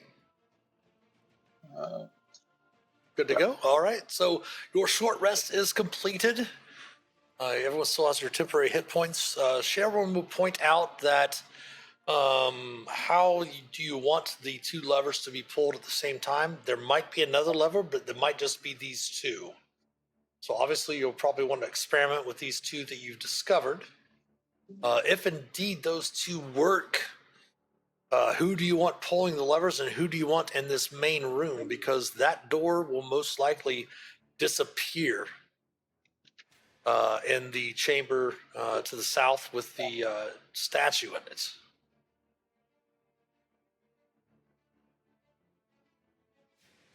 All right, so here's my thought. I leave my manifest mind in this room with you guys, or 2 of you.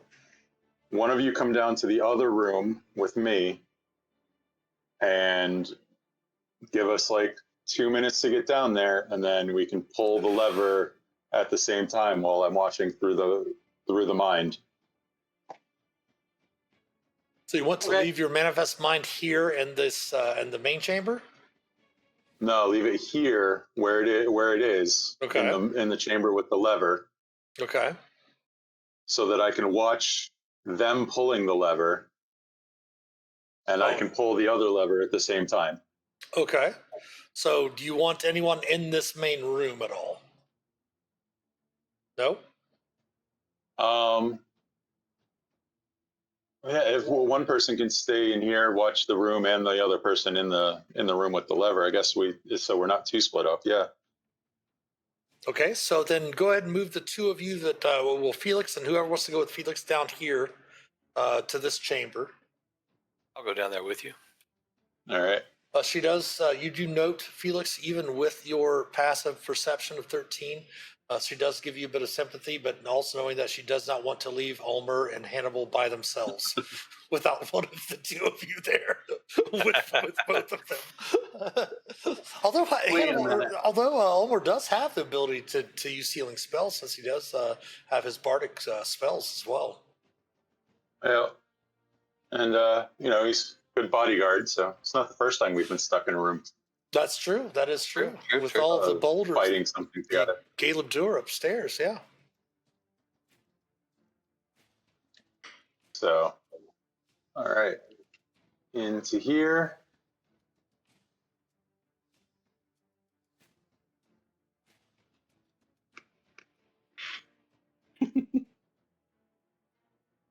So Ulmor, you're going to kind of prop up outside of the room there with Felix.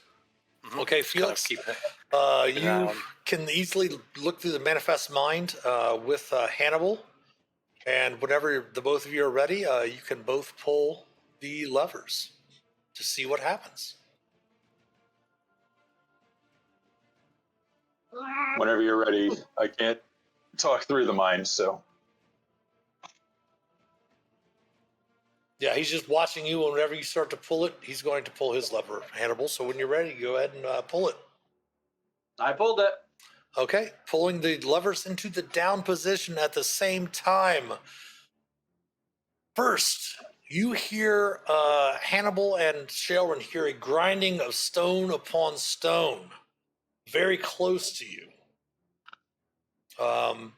Not really being able to hear much of anything else with the location of it being so close by.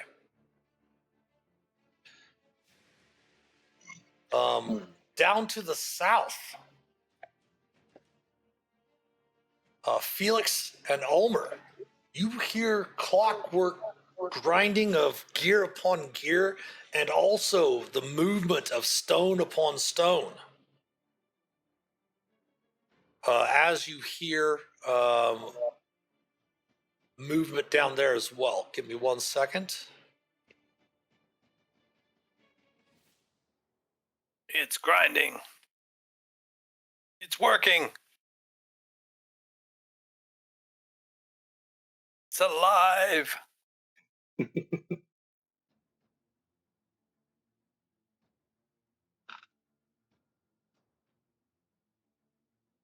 And then it all stops.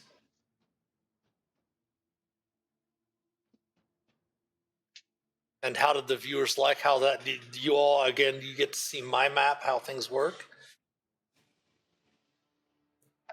That was a pretty interesting way for them to set up the map.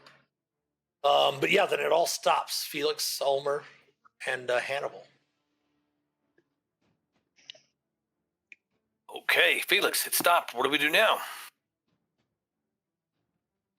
I guess we go back to the other room. I'm gesturing wildly at the manifest mind. Go back to the other room, see what we can find out, see if we can actually let's come back. Let's come to this room right here where we've got that secret door. Keep in mind your companion is up north. Keep in mind your companion is up north in the other hall, in the other room. Yeah, I'm going to start bringing the manifest mind back down towards and kind of swirl it around to get them to follow. Okay. So before, I guess first we're going to see what's in this room. Yes, as your manifest mind comes into this room, you can see that the slab has completely raised up and made one giant room of this area here. Looking to the east, you see that the room to the east contains 14 alcoves, each containing a sarcophagi. And the lid of each is carved to depict a pious dwarf priest. You see a dim radiance emanates from each carving. Slumped at the center of the room are 6 armored skeletons.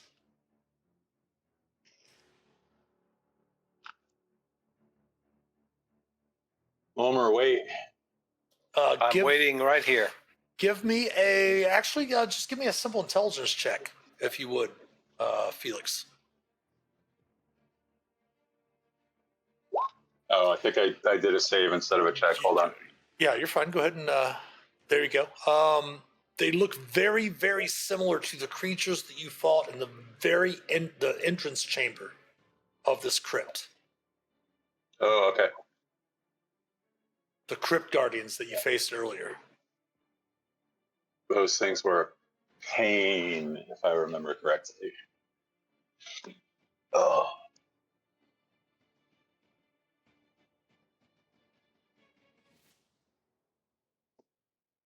And your manifest mind notes that as the rumbling is stopped from the moving of the levers and such like that. Hold on 1 second.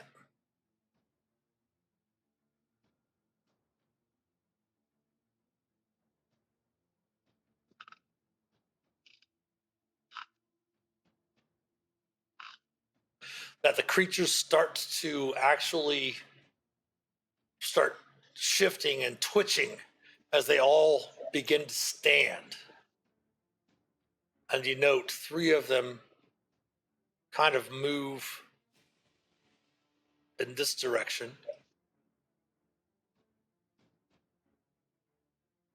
And 3 of them kind of start to move in this direction. Okay. Obviously in the direction of which the 2 levers were pulled.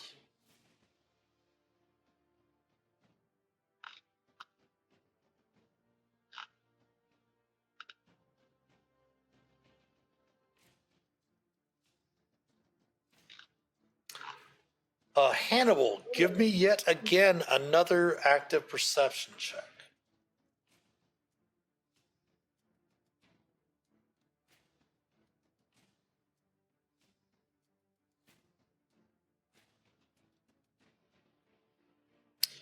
You feel a warmth in the hair forest on your chest. Coming through the door or just in the room in general? No, on your chest. Ooh, I like it. You look down and you see a slight glow emanating from the platinum holy symbol of Dumathoin that you wear around your neck. I call Shalrin's attention to it. Both of you give me a religion check. Actually, I'll give you advantage. She'll cast guidance on you as well. Go ahead and give me a religion check with advantage. Oh, Crazy monk shit. Nice. plus the D4. 23. Recall briefly in the room when you faced the skeletons, you also recalled it in the solo burial chamber that the amulet kind of had a pull towards you. You do believe that if you step in there and invoke the name of Dumathoin, Excuse me. that the creatures might return to rest, as you do carry the holy symbol of Dumathoin, and this whole crypt, this whole complex is a burial sacred, burial chambers sacred to the dwarven deity of invention and secrets. Okay. I pointed at Shalrin and said, I don't know if we're supposed to follow this manifest mind thing or not. She whispers to you, do you want her to do it or would you like to do it? I think we should stick together. Let's follow it. Okay. She will stand very close behind you. Go ahead and remove that bardic inspiration since you also used it. Oh, yeah. As you step out into the room, you see all of the creatures, their skeletal frames kind of jerk in your direction and they begin to move. What do you do? And we will wait until the other side of the ad break because it is time for an ad break. So stick around. We'll be back in a little bit. Go ahead and use the restroom, stretch your legs, refresh your beverages, and we will see you on the other side of the ad break to see what happens. So stick around. We'll be back in a few.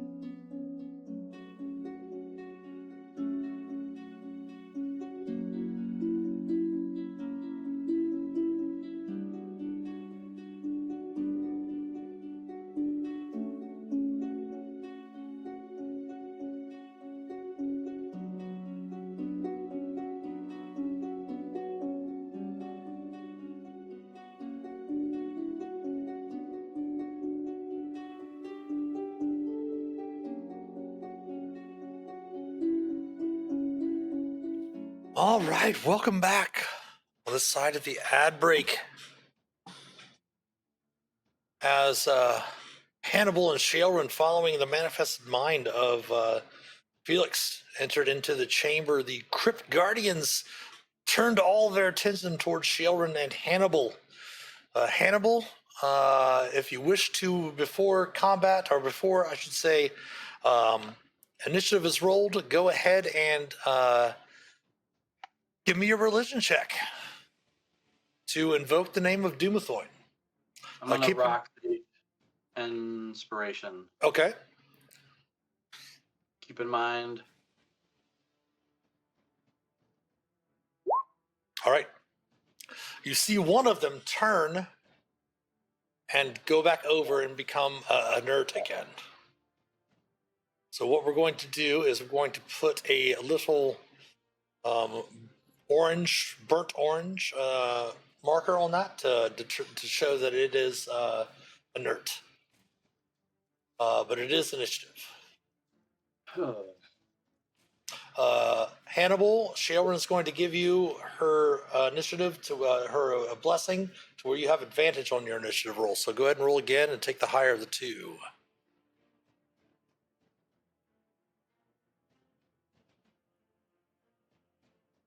We're going to roll for the Crypt Guardians. I want to put one up here as my placeholder. Oof. No, that's not good. Not at all. The Crypt Guardians are up first at the top of the round. Mechanically, just so you know how this works, Hannibal, as an action, any of you can invoke the name of Dumathoin, right? To cause one of the creatures, one of the guardians, to stop attacking and return to its rest.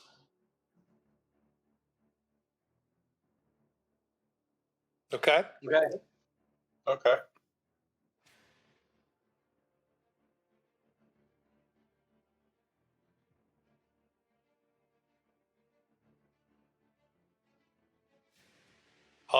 First up, let me see what their movement is. I'm going to take 10 off of that, so 20 feet each of them. Okay, so this one's going to move to here. This one's going to move to here, 5, 10, 15, 20. This one's going to move to here, 5, 10, 15, 20, to there, to there. All right, so that one is aware of Ulmor being there. Those two have already gone. I don't think this one can see Ulmor there. Oops, no, it cannot. All right, so first I need they're not going to attack this first round. The first thing that they're going to do on their turn, I believe that's not part of their attack. No, they are going to swear vengeance upon Hannibal and Shaelrin and Ulmor. So Hannibal, you will have to make this save twice. Same for Shaelrin. And then once for Ulmor, so hold tight, Ulmor. We'll come to you in a second. So Hannibal, 2 DC 15 Wisdom saving throws.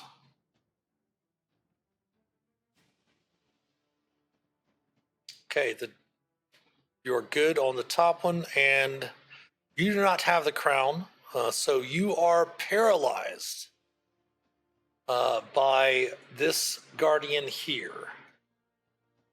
So go ahead and put a red marker on your token, if you would.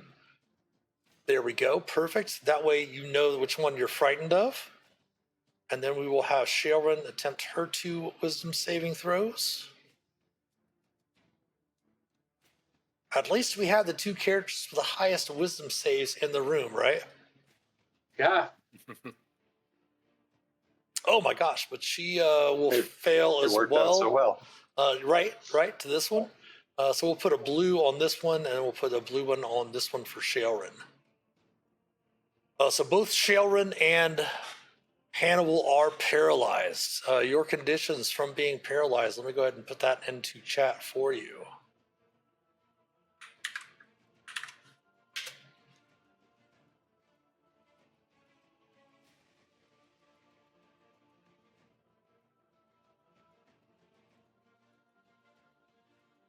Now keep in mind you can repeat the saving throw at the end of your turn.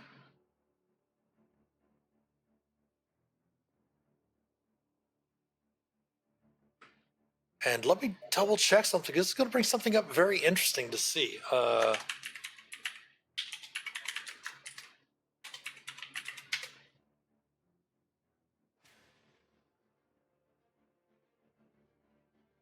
going to pull up the Twilight Domain because I need to see if it's actually she invokes that with speech. Twilight Sanctuary.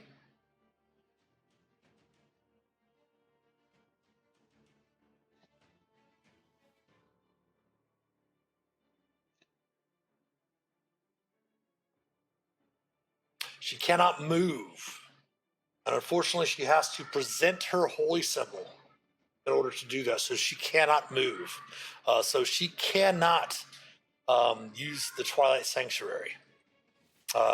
Unless, of course, she does make her save at the end of her turn. Both Shaelrin and Hannibal will be allowed to attempt that save at the end of their turns as well. But that is all. Oh, so my apologies. Go ahead, Ulmor, and give me a DC 15 Wisdom saving throw from this one right here. Okay.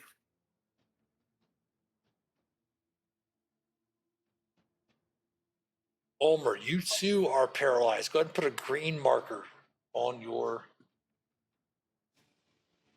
token. So that is the one that those are the ones that have successfully sworn vengeance.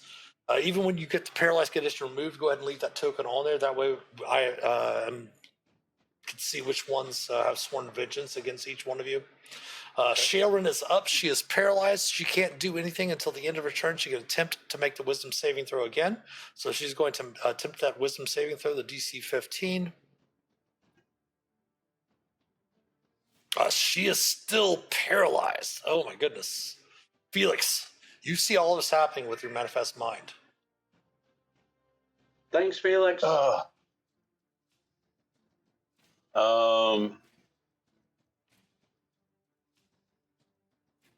So, do we all know that we can do the? Yes, yes. And do we know how close we have to be to do that? I believe.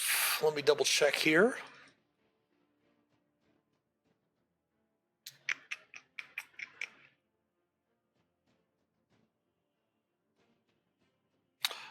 You definitely have to be, I'm going to say within 30 feet, but you definitely have to be within the room, within line of sight. And this could not emanate from your manifest mind, unfortunately. No, I've got line of sight from me through. Well, okay, I've got Ulmor in the way, but oh no, otherwise, you still have line. Yeah, if you can see it, yeah, if you can see them on your. Oh yeah, you've got 4 of them in your line of sight. Yeah. Yeah. All right, so I will, and that's a religion check. Yeah, but you have to be within 30 feet though. Okay. Which I think the first one that's on Ulmor is within 35, 10, 15, 20, 25. Just 5 feet of movement, you should be fine. Yeah. I'll move up right behind Ulmor just so I can get others later if needed. And that's religion. I'm going to use my inspiration for this. Okay. And call out Praise Dumathoin. 15. That is what you needed. Well, actually, your DC is a 14, so yes. This one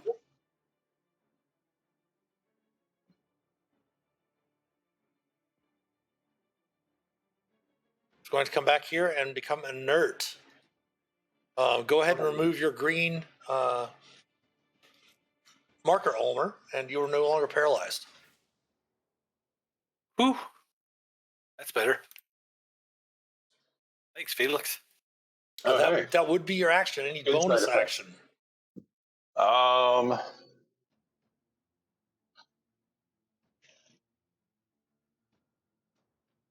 Let's see. No, I don't think I can't get close enough to do a telekinetic push. So. Okay. Ulmor. Nope. Yep. That'll be it. Ulmor, you are up. All right. I will step up and say, "Oh, hello, Crypt Guardian."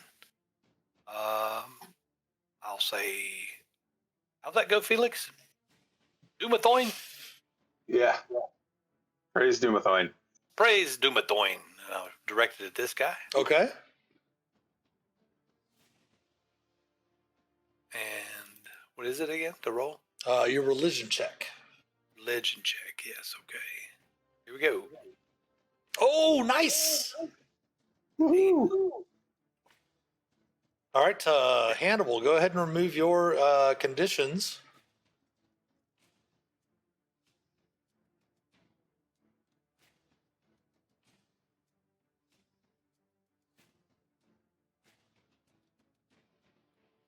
All right. And That would be your action to do that, but you still have a bonus action if you have one available.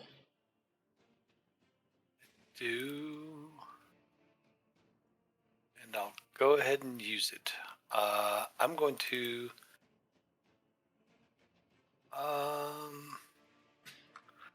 put Bardic Inspiration on Shaelrin.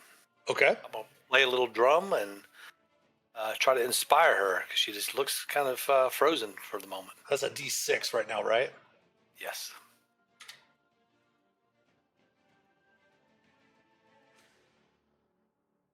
Yep. But if she needs it, she can use it for magical inspiration too. Okay. Yeah. All right. And magical. So any more movement for you?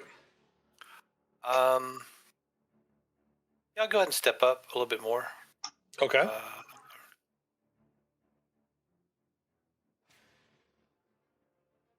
End of turn. Hannibal, you are up. The one that stunned me is not here, but I'm going to Correct. swing Hugh at the one with the blue dot. That will hit.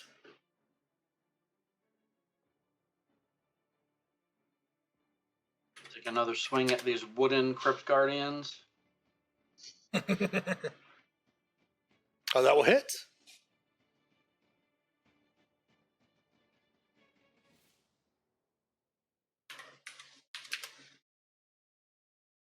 Sensing that there's kind of a lot of them, I will burn a key point to punch twice. Okay. Punch the one in front of me. 16 will hit. Nice. For 6 damage. The 17 will hit as well. Not a lot of bar movement for that. Wow. Not a lot of bar movement at all. I'm going to use the second punch as a stunning strike. Oh, that's right, we had a short rest. He's decent shape. All right, keep voice spit. Yep. They are immune to stun. Hell yeah. Of course they are. Statues. Frick. All right, that's my turn. All right, top of the round.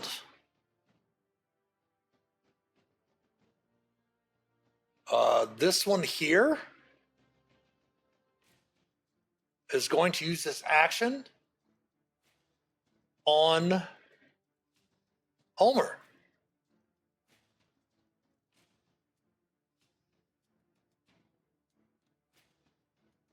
No.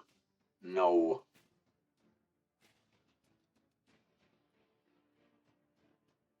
DC 15 Wisdom save, Ulmor, please. My specialty.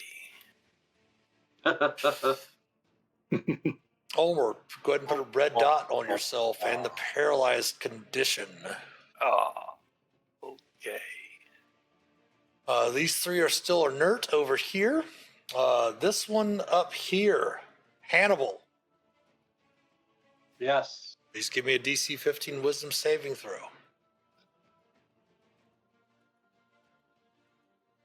Yeah.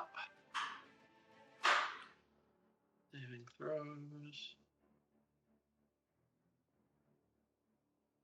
Wisdom.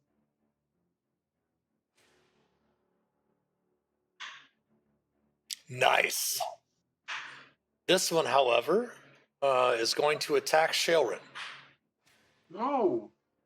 Because Shaelrin is paralyzed. Britain. Yes, it does count as a crit. Go ahead and put the paralyzed condition back up there in text chat. We'll put it actually in Twitch chat as well.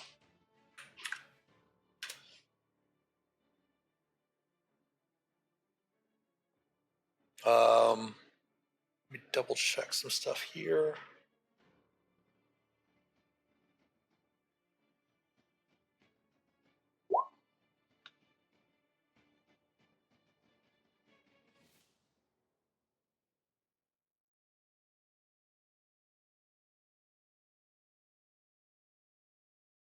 AC of 20 actually will break through Shale's AC of 19. So that will be 24 bludgeoning. Actually, my apologies, it's actually a crit as well, so it's an extra 2d6 on top of that.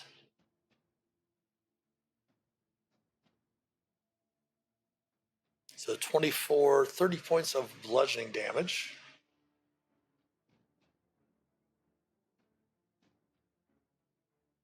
Oops.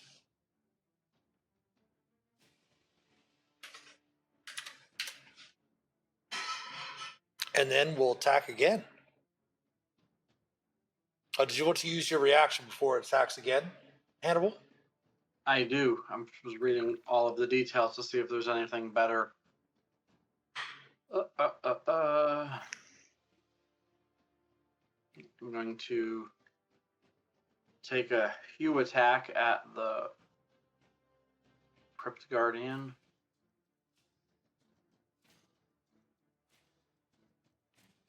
A 12 will miss. Grr. Then it will take its second fist attack at Shaelrin as well. Will miss.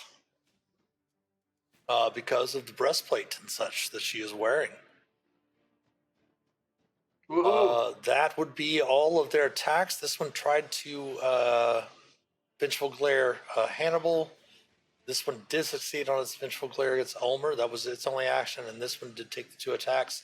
Shaelrin is up. She can't do anything other than attempt a saving throw at the end of her turn for the save DC 15 against the Vengeful Glare. She will save. She's no longer paralyzed, but she is still marked.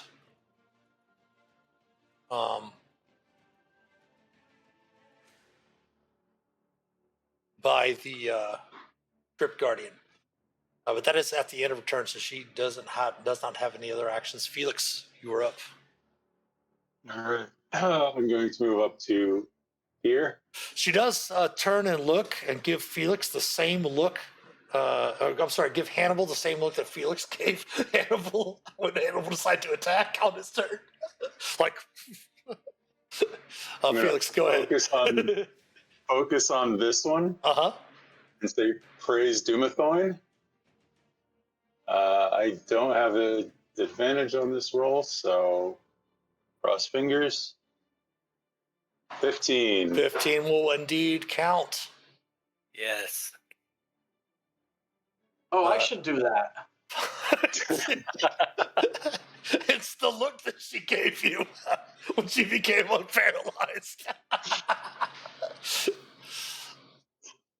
Oh yes, it does indeed move back and lay down, or to kind of sit back down, and it's a guardian position and becomes inert, as the other ones have to as well.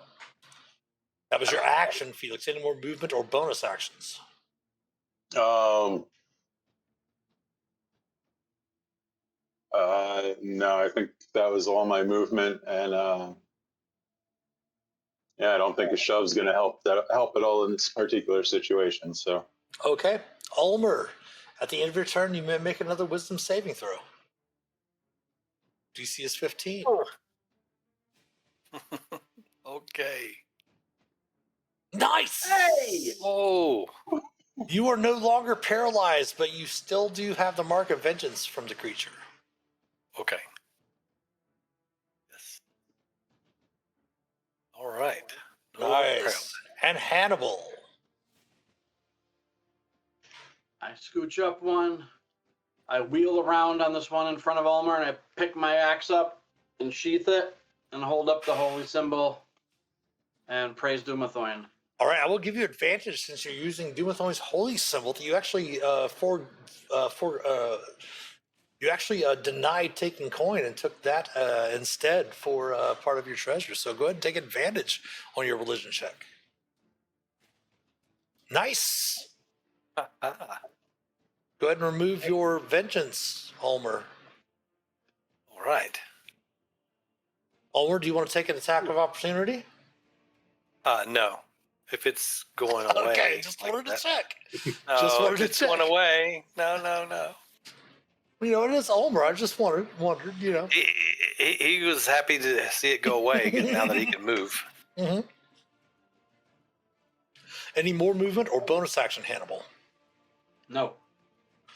All right, the one remaining Crypt Guardian is up.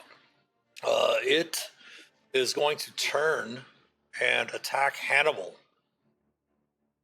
with its two fists. AC of 16 will miss. AC of 9 will miss. Shae is up. She is going to attempt to use her religion check as her action.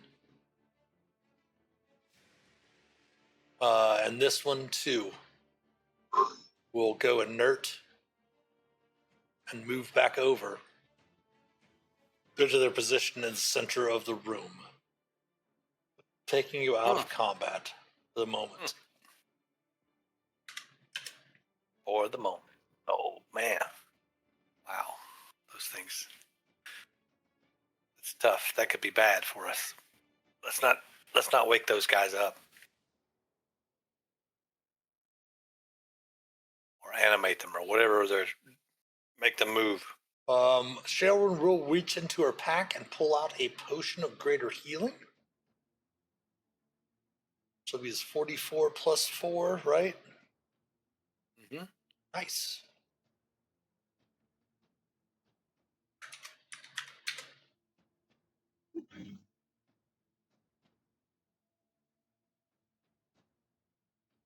She still has the bardic inspiration at the moment, before that 10 minutes runs out or whatever. My apologies. I actually need to do this. I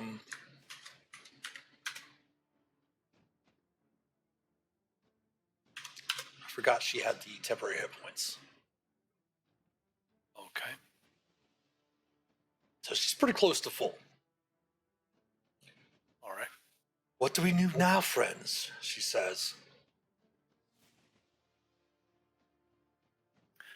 Well, I don't know that we pulled the lever and things were grinding.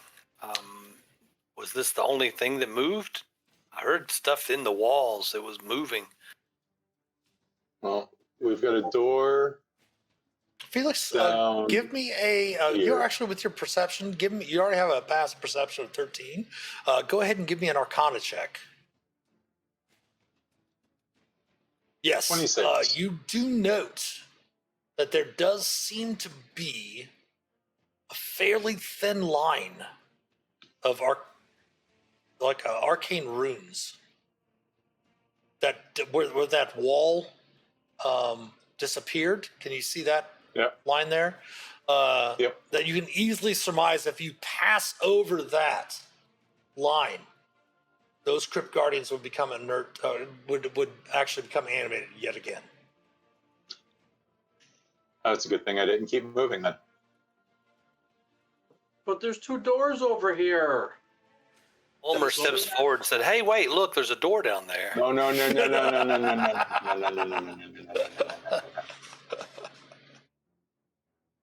What? No. Maybe Oh, we okay. should try the door down below. The secret door that had the door with the wall behind it. Oh, the door with the door that didn't have a door. Okay, sure. Let's go. Right, yeah.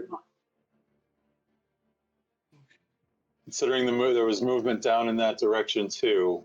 Something may have opened up down there.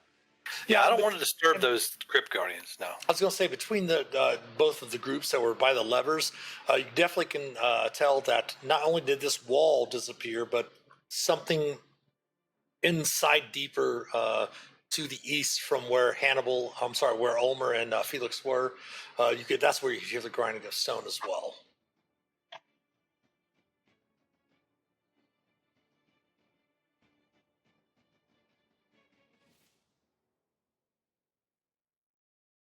So we're trying this door again. Yeah. 1, 2, 3. Listen at the door. All right, give me a perception check. You hear the silence of death all around you. All right. Ulmor, where you at?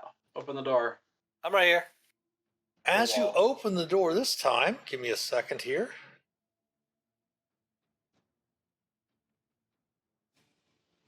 You see a chamber beyond. Ulmor, I thought you said this was an empty hallway. You see that It there's a was. round room. It definitely appears that there's an alcove on the other side with a door directly across from you. But the room's center contains a dais with a pedestal that holds an enormous, multifaceted emerald that glows with a warm green light. Everyone, please go ahead and check your journals again for the notes of the crypt that Riverbiddle had given you.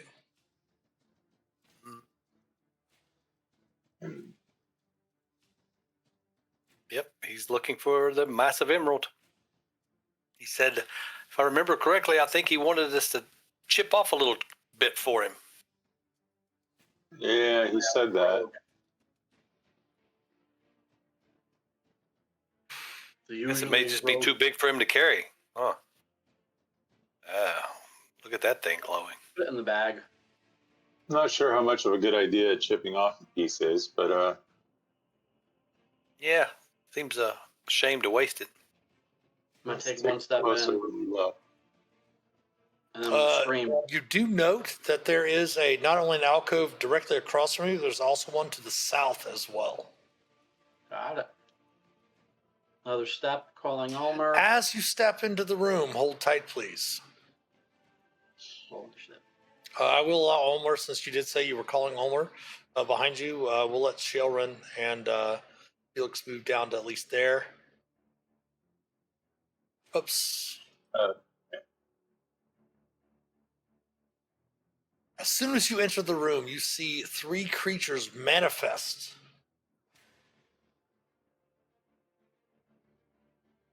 Here we go.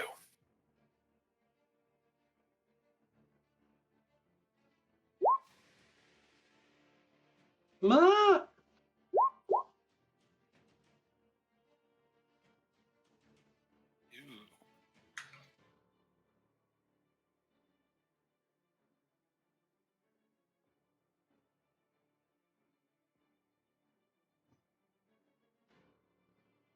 And here's a picture of what you see in the room. We'll bring that up for all the viewers to see as well.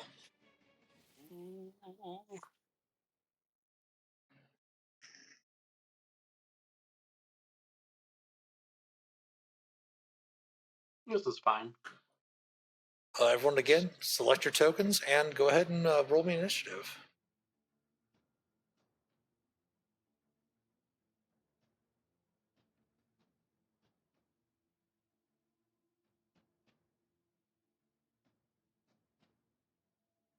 Where did our initiative go over there?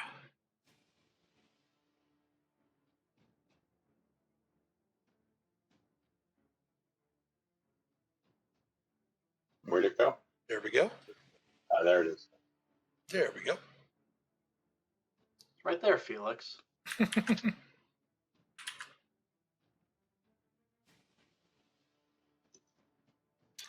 And roll Shaelrin in there as well.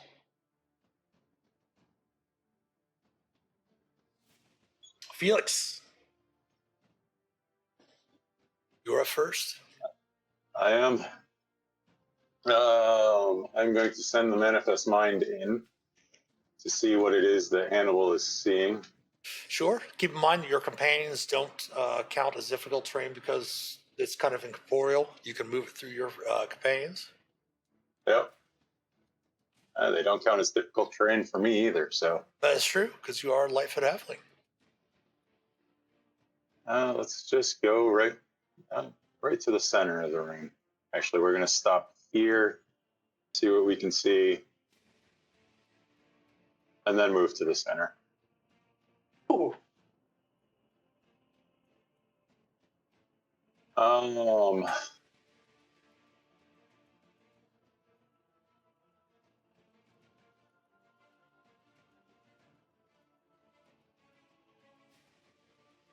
Let's start with a fireball. Because why not?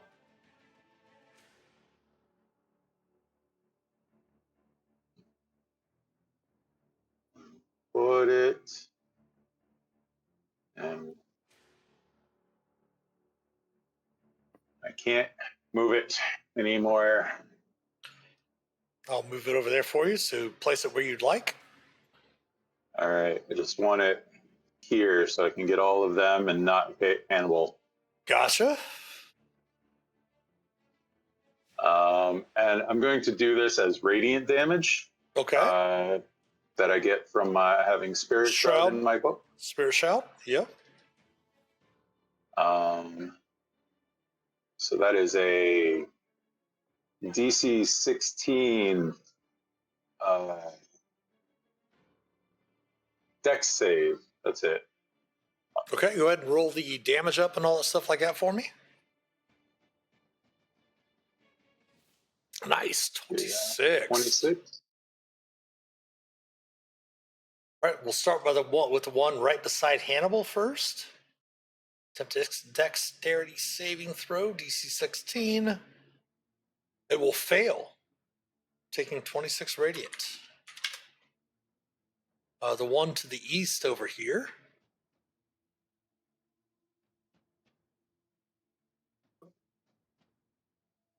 Will save, taking 13 radiant. And the one to the south will fail, taking 26 radiant.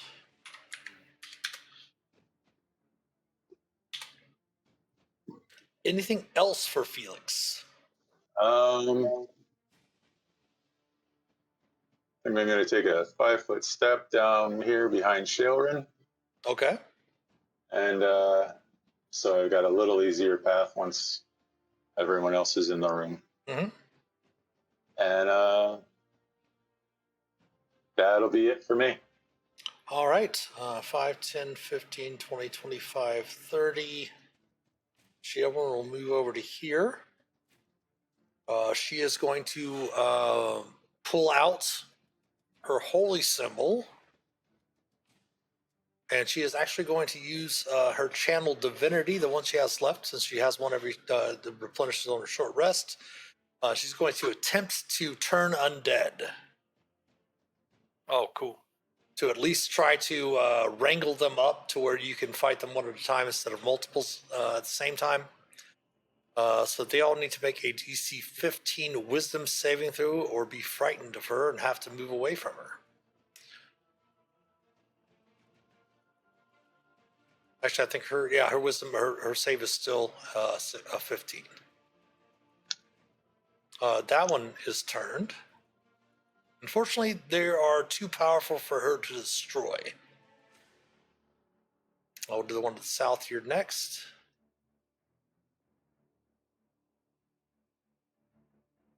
That one's turned as well. Wow.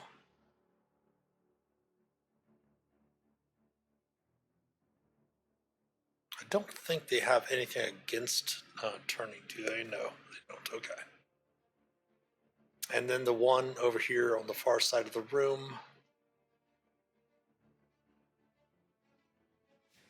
will fail also.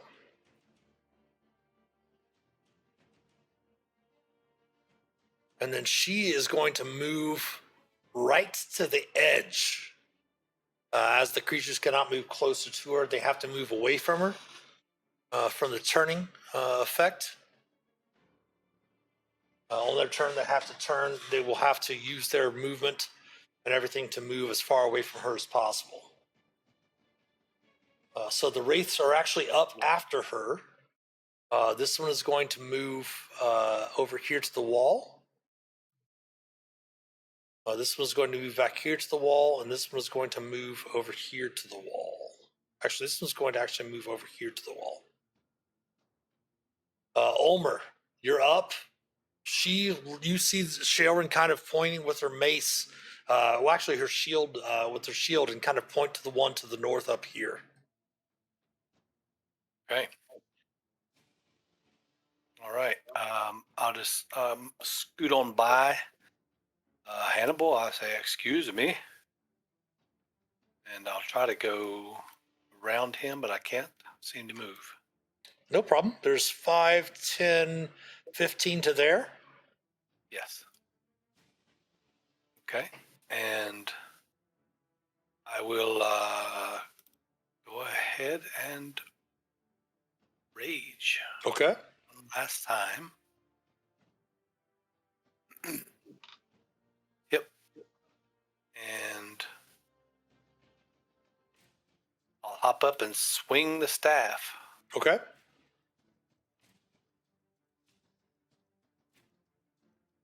That will hit.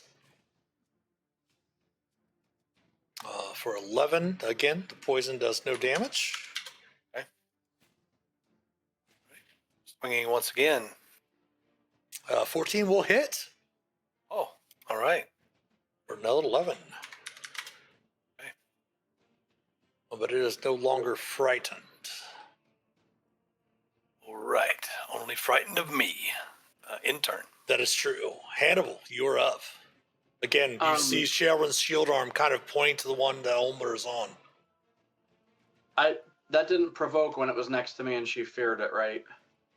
I didn't get an attack of opportunity on that. You also are an experienced character, 8th level. You know that when she turns stuff, that if you would have hit it, it would have stopped the turn. Oh, okay.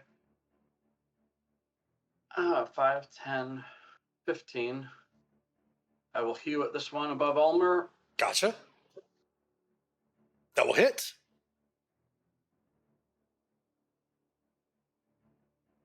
Nice.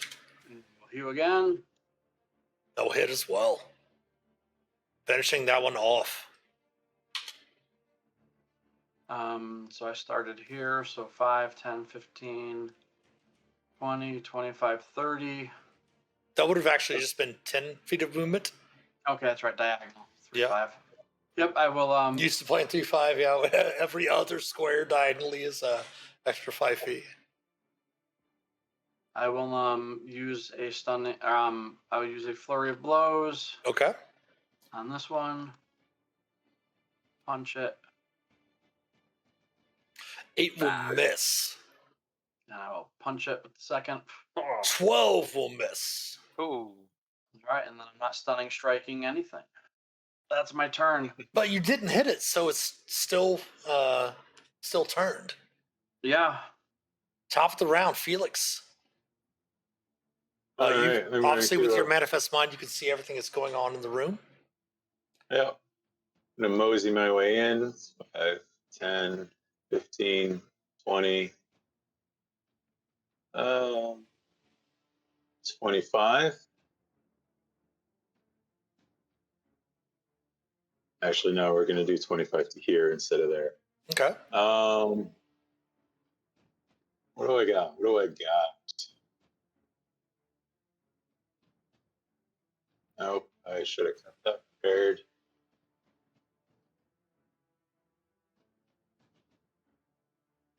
I'm going to cast Haste on Hannibal. Okay. Jeez. Take back your inspiration, Phelix. All right.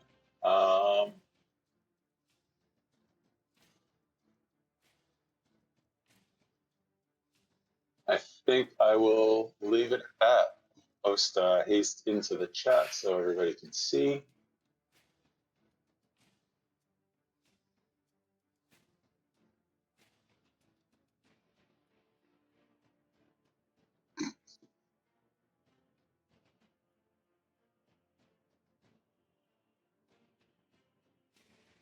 End of turn. End of turn. All right, go ahead and Alright. throw the concentration token marker up on Yep. yourself if you would. Shaelren is up next. Nope. Everyone's looking fairly good so far. She is actually going to step over here. Actually, she is not. She's not. She's fairly wise. She's actually going to. She didn't have to concentrate on the turn, so she's going to cast Bless on Phelix, Ulmor, and Hannibal. Oh, nice.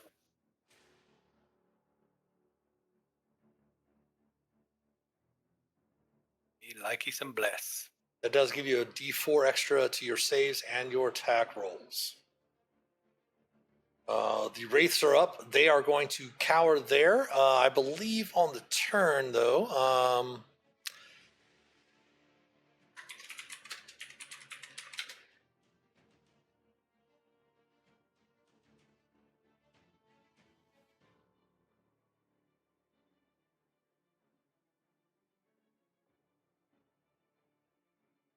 They will both take the dodge action.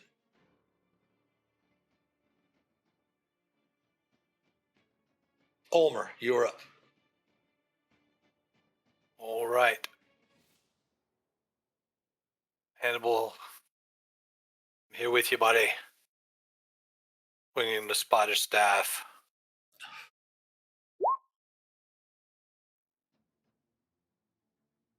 Uh, 22. well, it is at disadvantage because they are dodging. However, your bless with the 9 does move that up to a 13, so that does indeed hit on the numbers. Yes. For 8 damage, and it is no longer turned or frightened. Swing once again. 21 will hit also. For 12 damage, nice. And if I can, I'll try to smack it down with my shield. Try to make it prone, okay. Ethereal form there. Shield smack. Unfortunately, it is immune to being prone. Oh, okay. All right. I tried. In turn. Hannibal. Well, no, it's good though, because at least you, Ulmor would know, going up against Wraith later on, hey, they can't be knocked prone. Ulmor, why don't you knock this one over? I'm going to swing my hue for first time. The 13 will hit on the numbers. Stellar. All right. Bring hue back around and bring it down a second time. That will hit.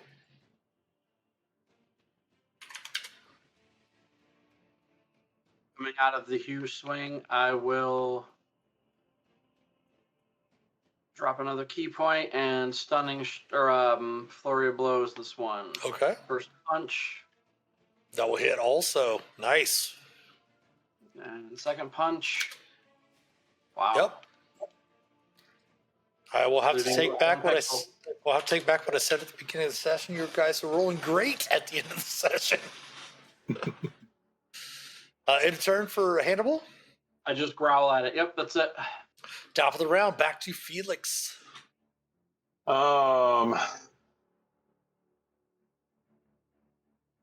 Let's see if we can finish this one off with a chromatic orb. Yeah, we'll do that. What type of damage? Good question. You know what?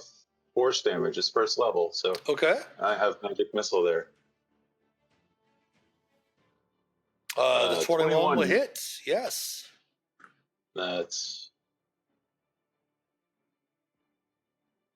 16 force damage. That will finish that one off. Damn, it's better than either of my.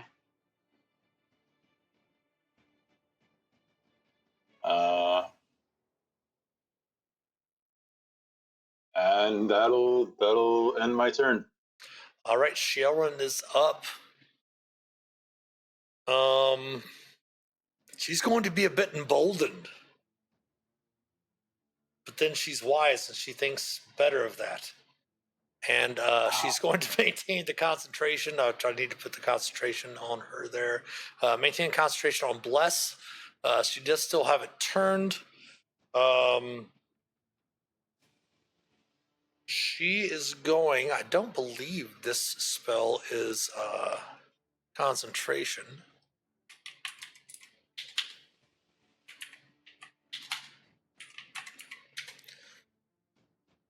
Again, these are all going to change here in the next 6 to 7 weeks. It is not concentration. She's going to cast Sanctuary on herself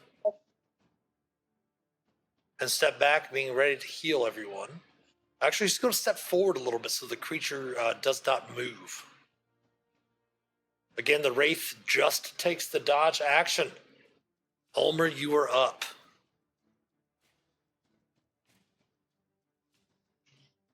Running down towards him. Allow yourself to introduce yourself, Ulmor. Hmm? You said Danger's your middle name. Allow yourself to introduce yourself. Allow myself to introduce myself. Yes, exactly. Allow myself to introduce myself. And swinging away with Spider Staff. That will definitely hit. For 8. Again, it is no longer frightened or turned. But it's still taking the dodge action. That will hit also. Nice. 7 more.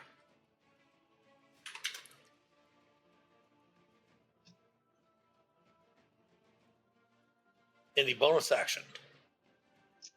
Bonus action. No. All right, Hannibal, you're up. Alrighty, I'm going to slide on down to this last one. Going to take a hue. I don't know, a 11. Oh, I'm sorry, a 10 will miss. Take my second attack with hue. A 10 will, a natural 1 will miss. And then my hasted attack that I forgot to take last round. Yeah, go ahead. 14 will hit. And I will go ahead and allow you to take, because you could have easily moved after felling the last one. Did you kill the last one, or no? Phelix killed the last one, right? Felix killed the last one. I wouldn't have moved. Gotcha. Okay. Appreciate it though, and I'm gonna drop another key point. I'm Okay. Gonna, punch this fella twice. This fool. Go ahead. You're okay. 11 will miss. Second one, and I just 18 throw will hit. everything I have into it. 18 will hit. Give me that 1 pixel. There it is. 4 pixels. There- 4 pixels. There it I is. lined another one up for you. Top of the round, Phelix. You're up. Oh, what do I do? Do I just chill touch it and Pull out a wand. wand of magic missile? You haven't even used it tonight at all, which is crazy. I haven't. Yeah, okay. Embarrassing. Wand of magic missile. You use 1 charge gives you 3 missiles. 1 charge gives me 3 missiles. It does. So 1 charge for that, 3 missiles, and that's D4 plus 1 force. It's 2 force. So 6 points. It 6 only had total. 4 left. Good call, Felix. Cleaning up all of our messes tonight. Taking you all out of combat. All right. Ugh. Oof.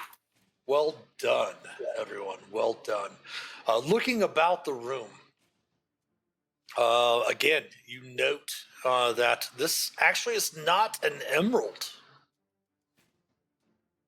This large green stone is about 10 foot in diameter on the dais in front of you. You can sense, especially Felix, with your use of a lot of psychic energies with some of your spells, with a lot of your schooling towards Tasha's abilities and stuff like that. Again, with the crown you also wear now, you can sense that the green-hued crystal seems to be a receptacle for the psionic echoes of the mind players that came through here.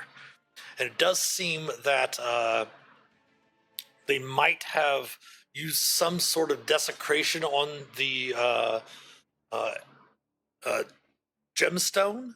That is what is kind of desecrated the major parts of these crypts, and seem to have something on the haunts that remain throughout the area. You can easily determine that the gemstone can't be shattered, but it can be chipped away. So you can easily take some chips of it to satisfy the promise that you made to Rivibiddle to gather some of that for him. And again, he had gone back to Phandelver to rest up and recuperate before he tried to take his trek back to the Underdark. But we are going to go ahead and stop the session here before we continue on anymore. You can investigate the rest of the room at the start of the next session. Notes on that, we will not have a session next Sunday, August the 4th, because I will be coming back from Gen Con. We will still be streaming. We're going to kind of do a recap of Gen Con 2024. There's of course, the 50th anniversary celebration of Dungeons and Dragons at Gen Con this year. I'm going to be running 3 sessions of the D&D Open. I'm going to be running a 50th anniversary multi-table epic on Friday nights. I have a couple of writers panels, and I will be coming back next Sunday when I return. We're not only going to be talking about the awesome writer panel that I get to sit in and be a member of the panel with Ed Greenwood, the creator of the Forgotten Realms, but we're also going to be opening up when I come back next Sunday, 6 weeks early. I'm going to have a physical copy of the 2024 Player's Handbook in my hands. So we're going to discuss that. We're going to have just a few more closing statements.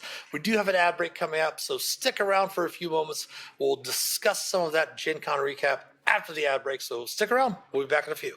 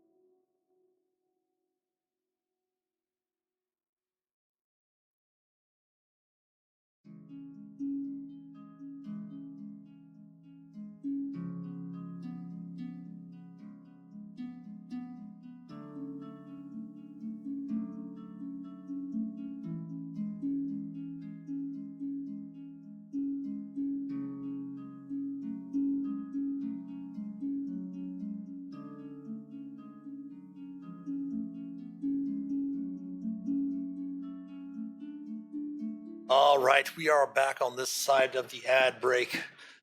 The characters are here in the inner sanctum of the Crypt of the Talhund, which is where we're going to leave them for our next session. Again, next week, we're going to have the week off, and the players are going to be able to enjoy a wonderful Sunday evening off. We're going to do a recap of everything that happened at Gen Con. As Captain Ken mentioned, Captain Ken, welcome in again as well. Good to see you here. Every morning, they're going to be releasing tickets that you can pick up via the different kiosks at Gen Con to have a chance to purchase the Player's Handbook, the 2024 Player's Handbook. Baldwin Games, which is the group that I work with in association with Wizard of the Coast, is going to have a. They're also going to have the new D&D stamps are going to be available as well. 7 a.m. Thank you. They're going to have those tickets available. There's only going to be a certain number of tickets available each day to be able to try to get in there and get one of those.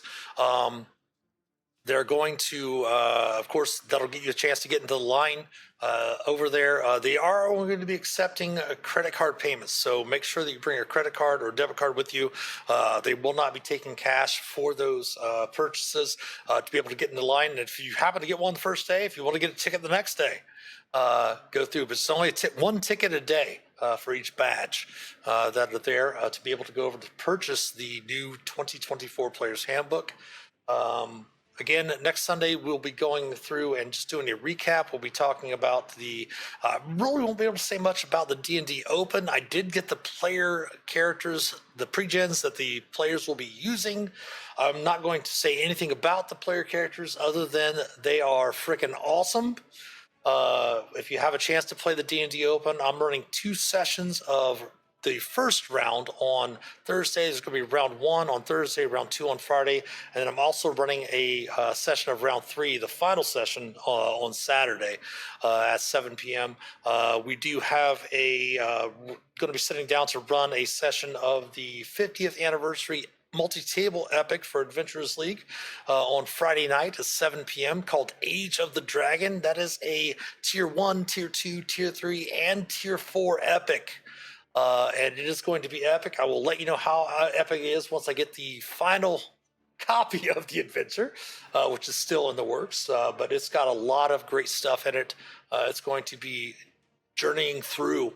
I'm not going to give away anything specific about the adventure other than you have a chance to visit a number of D&D worlds throughout the history of Dungeons and Dragons as well.